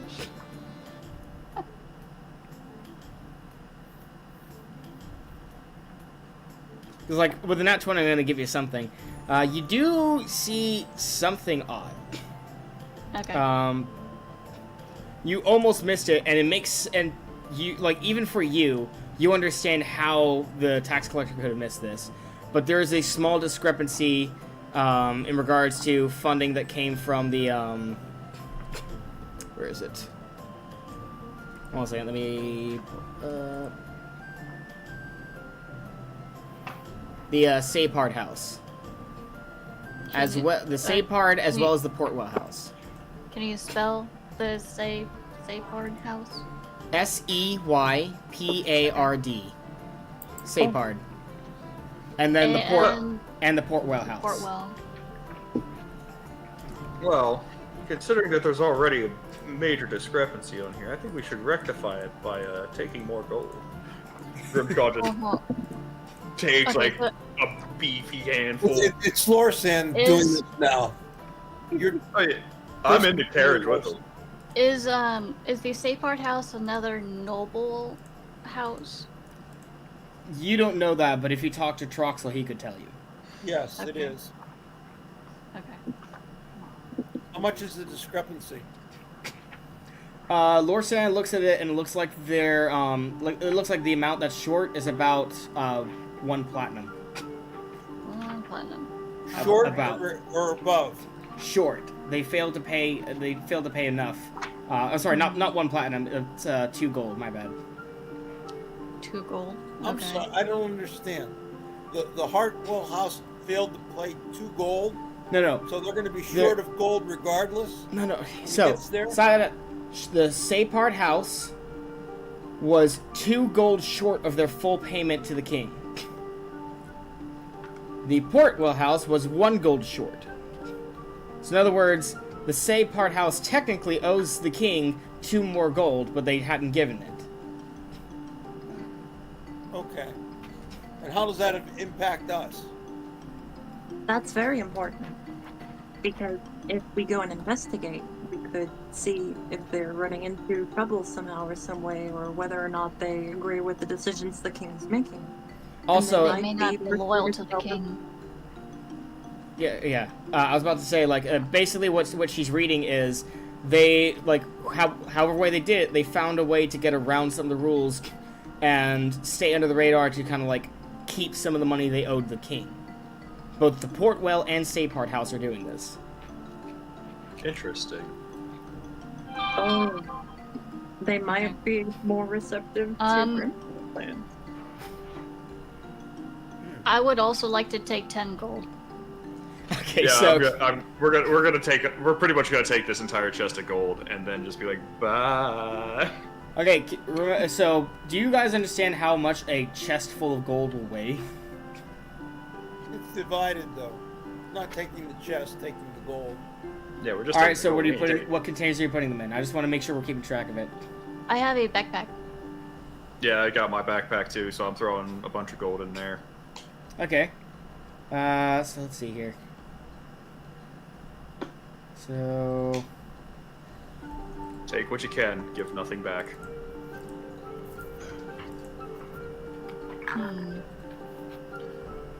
Well, it looks like we're gonna be tailing these guys after we're done here. okay, so essentially you all get 16 gold, including Cieldre. We each get 16 gold. Yep. Yep. Leary and I do not partake of that. Of course not. Actually, Lyrian does take some gold. But she makes it clear that she wants to give it to the people. Whatever. I don't Lyrian, think that's would it? going to keep you from hanging. She looks over you and she looks over you and says, "Are you going to tell on me?" Of course not. Then I'm good. Okay. Remember, she's chaotic good. As long as it helps people, she doesn't care. Okay, Yeah. that's fine. Knew there was something I liked about you.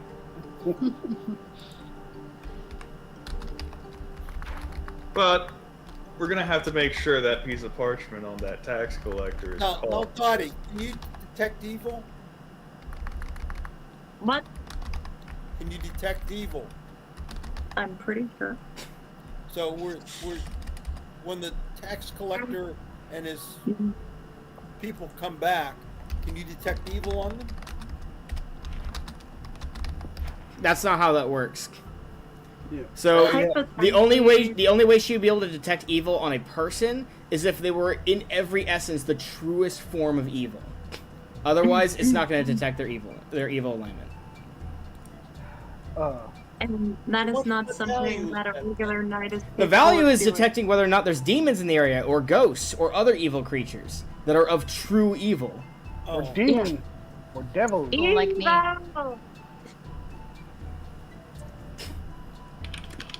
I'm about like, I want to say, if I can, if this is possible, I have a kite shield, right?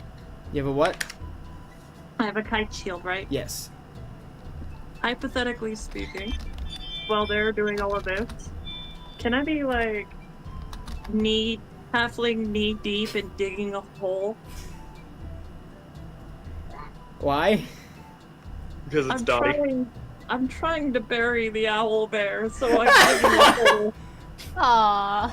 So you guys get out of the carriage. You see her trying to dig a hole for an owlbear. It's very clear she's not going to be able to do that because she's using a shield for a giant creature. Or it was stolen. That's gonna take a while. I just lay a hand on Dottie's shoulder. I'm like, Dottie, there's better ways to dispose of owlbear. Oh. The hind legs are particularly good eating. Cieldre's like, I don't think we have time for that. We should probably get moving before those guards get back, and off the You're road. right, but we gotta keep them in sight. Remember that. Well, they're going. So just to make it clear, they're going down the path you just came from. You guys are crossing paths. You're not going down the same path.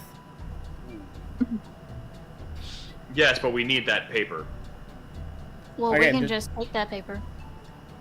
Well, it's just No, the paper that has all your names on it. Oh, gotcha. The goal is to make sure that none of us get in trouble. Well, Not So the you other way. want to follow them to make What? sure that they're safe getting to their destination, so there's not another owlbear attack. Well, they're gonna be right? coming back for the carriage once they have the horses. well, we do have a Yes, thief but- who can turn invisible and stealth. Well, that is true. And it's getting dark. Yeah, I was about to say. Speaking of which, we're gonna go ahead and end the session, and we'll figure that out next session. bad thing about it is I can't use my visibility. I used it. I wasted it. Well, we could take a longer rest right now, go into the woods, take the rest right ahead of them, and then right before morning comes, you can stealth in with the invisibility, get the paper, burn the frick out of it. Maybe Well, burn the I carriage mean- while you're at it. I can also cast invisibility, Okay. so I can just cast it on There's- Bernard. There's that. Actually, if we're gone at the time, when they come back, and then all of a sudden the wagon burns after we're gone, that might be a help. I don't think burning the wagon is a good action. It wouldn't be a That's good more action, like no. something that, What? It wouldn't be a good action. It would be neutral or evil. Yes. Well, Oh, I'm just thinking that that would be something that maybe Lorsan or maybe Grimshaw would do, but Yeah. Not Or me. me, I guess. Okay. Good night, all. Glad I could Good make night. it. Oh, this week. wait. I'm calculating Only XP. 2 weeks from now. Droxel, I'm calculating XP. Oh, the XP is being calculatory. okay. Yeah, give me a second. I lost my place. Give me a second. 5. Go ahead and keep talking. I'm still doing the calculations, but The fact that you set us up against a tax collector, and my brain immediately went, just be as standoffish as possible. And I got really lucky and they glazed right over me. I wouldn't say that you wasted your invisibility either, Huh? because you made sure that you weren't in danger. Yes, I was actually really well used as of soon as you cast invisibility. the spell, that's a question. Is the darkness spell an offensive spell? It can be. The way I used it was wrong. Is bit more of like a crowd control thing. If there's a bunch of enemies in an area and I cast darkness on them, they couldn't. Like if there's a sniper on us or something like that, I could do it. Or if I want to cast darkness on myself, and then I could do it during nighttime and just be a cloud of darkness split through the place. And so that's Actually, he used darkness very well here. I was gonna say, yeah. Because darkness basically made it so Dottie didn't get hit any more than she already did. Well, I think that was lucky because I think that the owlbear might have had enhanced senses and actually didn't need sight to do it, or had the owl sight at night, so it was much better in darkness. Well, no. So you have to remember it's it a could have worked that poorly. Tom, it's a magical darkness. It is a magical darkness, so night vision won't work. Normal vision won't work. Only infravision and ultravision would, and even then, it's at half effectiveness. It's at half the range. Okay. Which is why me, Lorsan, and Dottie could actually hit the target. And Bernard. And Bernard. But Because Bernard didn't matter because he cast the spell. Oh, yes. And it is less luck and more, I have a tiny little fun-sized tank.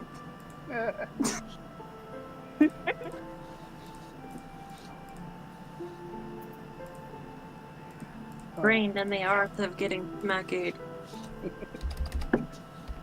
I broke that poor owlbear's shoulder.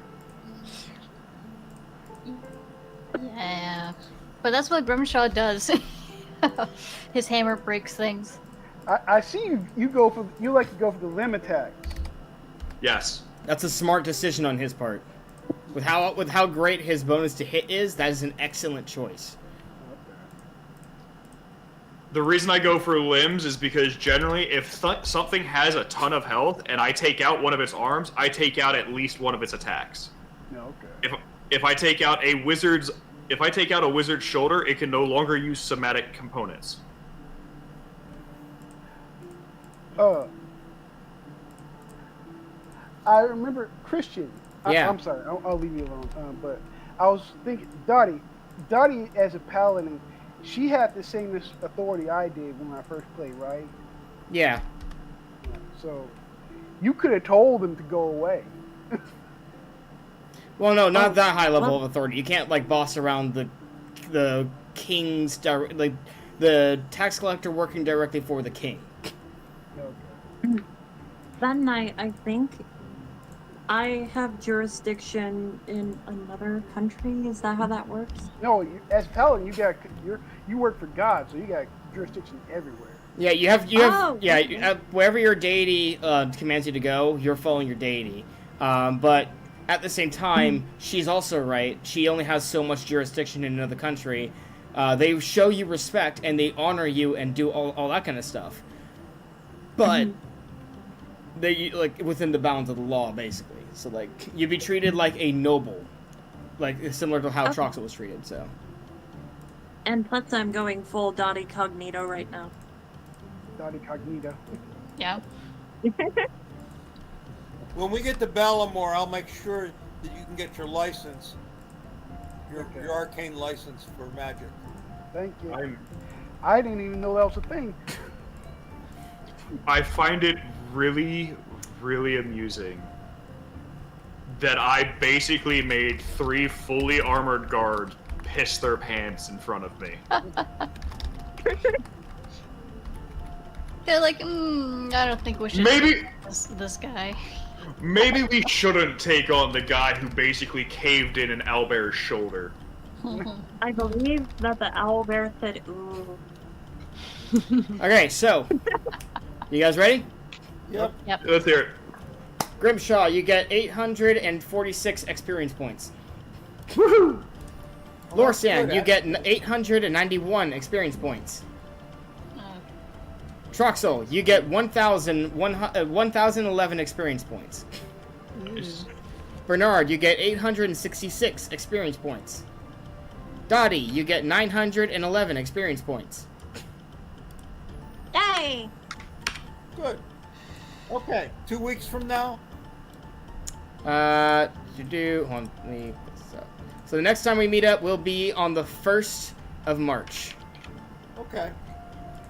I'll see everybody then. Enjoyable evening. Thank you, Christian. My pleasure. Thank you. You guys have a great night. Good Have a night. good one.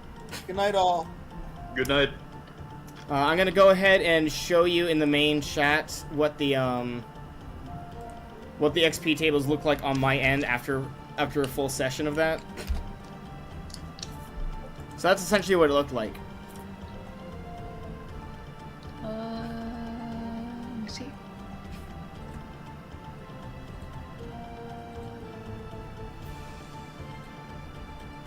I'm probably gonna add background color just to make it easier for me to follow them, but yeah, basically this is what it looked like. Did you get my push-ups at the beginning of the game where I'm like pumping a deer like it's iron? What? At the beginning of the game, I thought I was working out. Just doing Dottie things. I had glistening abs in the sunlight.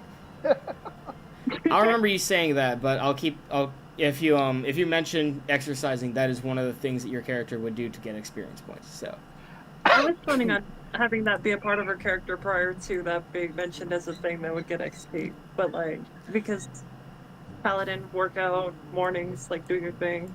So I get that, but again, I have to be reminded because I'm going to forget. There's so much information I have to keep track of, so you have to. I would say just in general, any character who doesn't cast spells, who doesn't have to prepare their spells, is probably going to be working out between the times of before breakfast and when they wake up. And I get that, but not every player plays that way. And again, I will forget otherwise, so I have to. It's just one of those things where, like, if you tell me what your character's doing, I will keep track of that. But otherwise, it's this regarding XP. It's a situation of like, what's the word? Out of sight, out of mind, kind of. Because again, I have so much I'm trying to keep track of. There's only so much I can remember. So does fail mean that we don't get XP? No. Or no, wait, well- it means we get a lot less XP. Less XP. So if you look at the picture, there's six tables. One of them is not for a player. It's just how much XP everyone gets based on what they got. Yeah. So for example, with the roll that easy much. column, with the easy column under personal, it's 15 XP if you succeed a roll, and then 5 XP if you failed that roll. And then things like activities or talking to people, I base off of less of succeed or failed, and more just difficulty and whether it's personal, group, profound. And what I mean by personal, group, and profound is personal is like it only affects you. Group is it affects your group as a whole, or like the combat or whatever. And then profound is on a far larger scale. I'm going to tell you guys the reason Christian got on me for not interaction as much, but for the most part, we were talking about doing far big portion of it, and so I didn't know. No, that's dude, that's fine. There's gonna be times where my character doesn't talk that much. Yeah. There's gonna be like times where. Yeah. Go ahead. I was just gonna say that there will be sessions or times where there just isn't as much opportunity for someone to interact as much as everyone else. And So like, go ahead, Christian. I was gonna say like I agree with Grimshaw and Lorson. I kind of jumped the gun a little bit on that comment. I was worried because like with the amount of roles and the amount of things that Grimshaw and Troxel were doing, I was worried that like Grimshaw, Lorson, Grimshaw, Troxel, and Dottie were doing at the beginning. I was worried that you guys were going to fall behind a little bit, but that ended up not being too much of an issue. That was my only thing. And again, I jumped the gun a bit, but the thing is too, it's like again, I didn't get that much. I got probably second least out of all the things because all my rolls, well, yes, I was making a ton of rolls, were all real easy rolls for me. Because it's just, for some reason, Grimshaw comes off as this massively intimidating beast of a dwarf. So it's like, half the things I do is just intimidation. I think what I might start doing is if things aren't, if I don't have a lot of input onto what's going on, I might start wandering off and doing stuff independently if I'm not adding to it, and maybe wandering off and like getting into things and maybe finding out things. What do you guys think about that? Yeah, that's all. perfect. Yeah, that's all. That's something you could. Yeah, you could easily do that. Something else you could do is, as your character becomes more and more invested with this group and what's going on in this country, your character could like, when they realize like they have a chance to slip off, they could take what they've learned in the area and just kind of like try to do some investigation of their own, try to get more information, or try to engage with someone or follow someone. Stop like, your character's perfectly built for following, trailing, and spying on someone. Infiltrating a certain area, like for example, like a nobility area, and trying to eavesdrop and that kind of thing. That is what thieves are built for. And that is what I'm trying to use you for explicitly. But yeah, so... But again, I did it this session. I'm like, all right, everyone's going to either the crater or to the mage tower. Let me go do some of my business. Oh, and the owl bear got you 690 XP each, by the way. Yeah, I kind of figured that when I calculated. What? No, that's including every one of our rolls. Oh, okay. But that's the thing. A lot of our sessions are exposition based. Like we are going to be figuring stuff out. Like we're gonna set this little town up to grow and be these weird benefactors of this town. Where now, guess what? This town went from being like a mining town to to basically like the vineyard side of the country. Which is funny because Portwell already had not the Portwell family with the what's the Selsmeyer. They had a whole bunch of vineyards around there. Yes, but we're technically in a better spot with the vineyards because the salt area would be doing more damage to the crop than anything else. Yeah. Excuse me for thinking outside the box and being like, this place would be great. No, yeah, you're good, dude. I love it. It came out of left field, and I was so happy for it. It's like my brain just went, "Hey, this would be funny," and then Donnie threw in like a winery idea, be like, "That would be funny-er."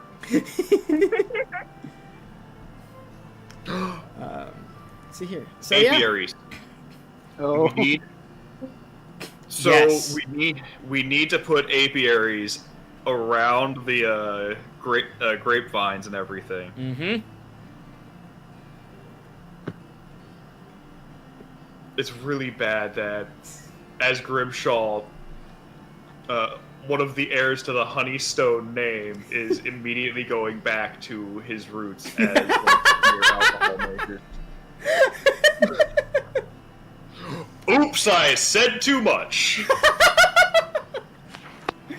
Don't worry, they'll figure it out. They'll just be like, wait, what do you mean? Don't! And then they get to wait for who knows how long until they learn more about your character. Sorry, but as far as like the XP stuff goes in the chart that you showed us, Yeah? I don't You know what? I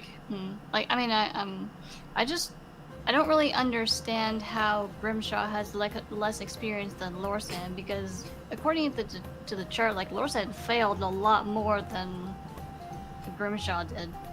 Yes. But for 3 successes on easy is like no experience. For 1 failure on a hard, which you actually had, was equal to medium. Yeah. Even a fail on a medium is equal to a success on an easy. Mm-hmm. Well, yeah, so it's but I mean, well, according to the chart, it says fail like 3 mediums. Yeah. For the group. No, which I guess was not for the group. Rolls, right? Again, not for the group. So, personal is roles that will affect only you. Group is roles that will affect the group as a whole. This does not. This doesn't have to include roll like proficiency checks and saving throws. Just like anything that could or would affect the group, and this includes in combat. And then profound again is affecting a much wider scale than just your group. So, for example, when you rolled to attack the owlbear with void bolts and you missed, that was a medium failed group check because it would have affected combat, which affects the group. Yeah, but I mean, I just don't understand what the other 2 fails were, if that makes any sense.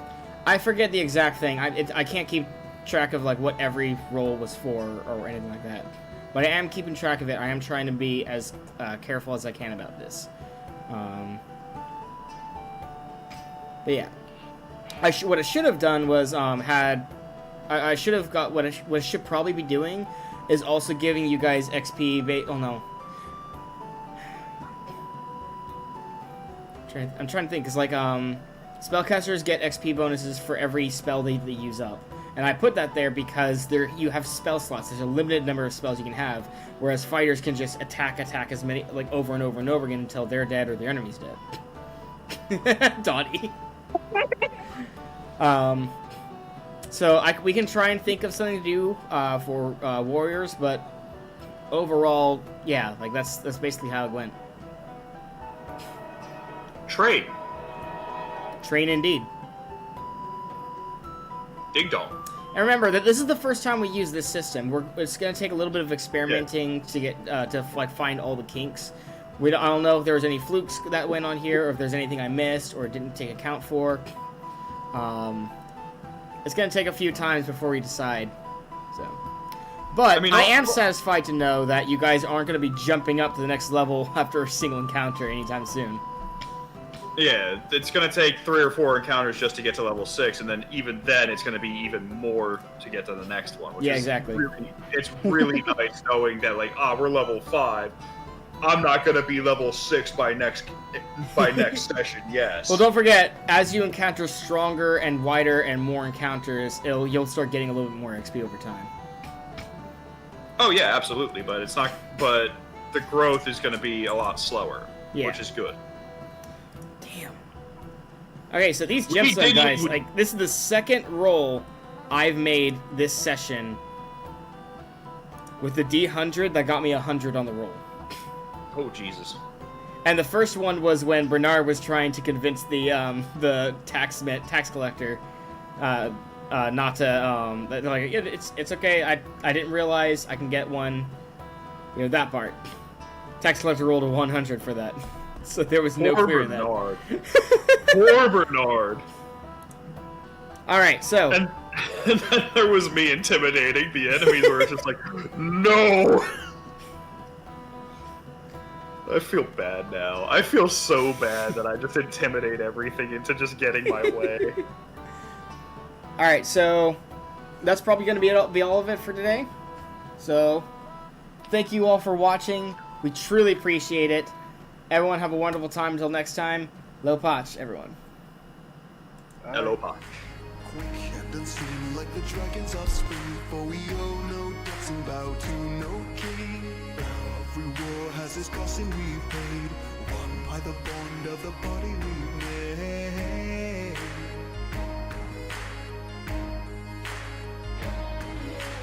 One with the call that the battle starts now. As the demons listen, we strike them down, fighting back the sublime. Sent from the sky like an angel in need, give them news to strengthen and words to heed. Heaven's thousand set alive, we're knocking on the gates of hell tonight.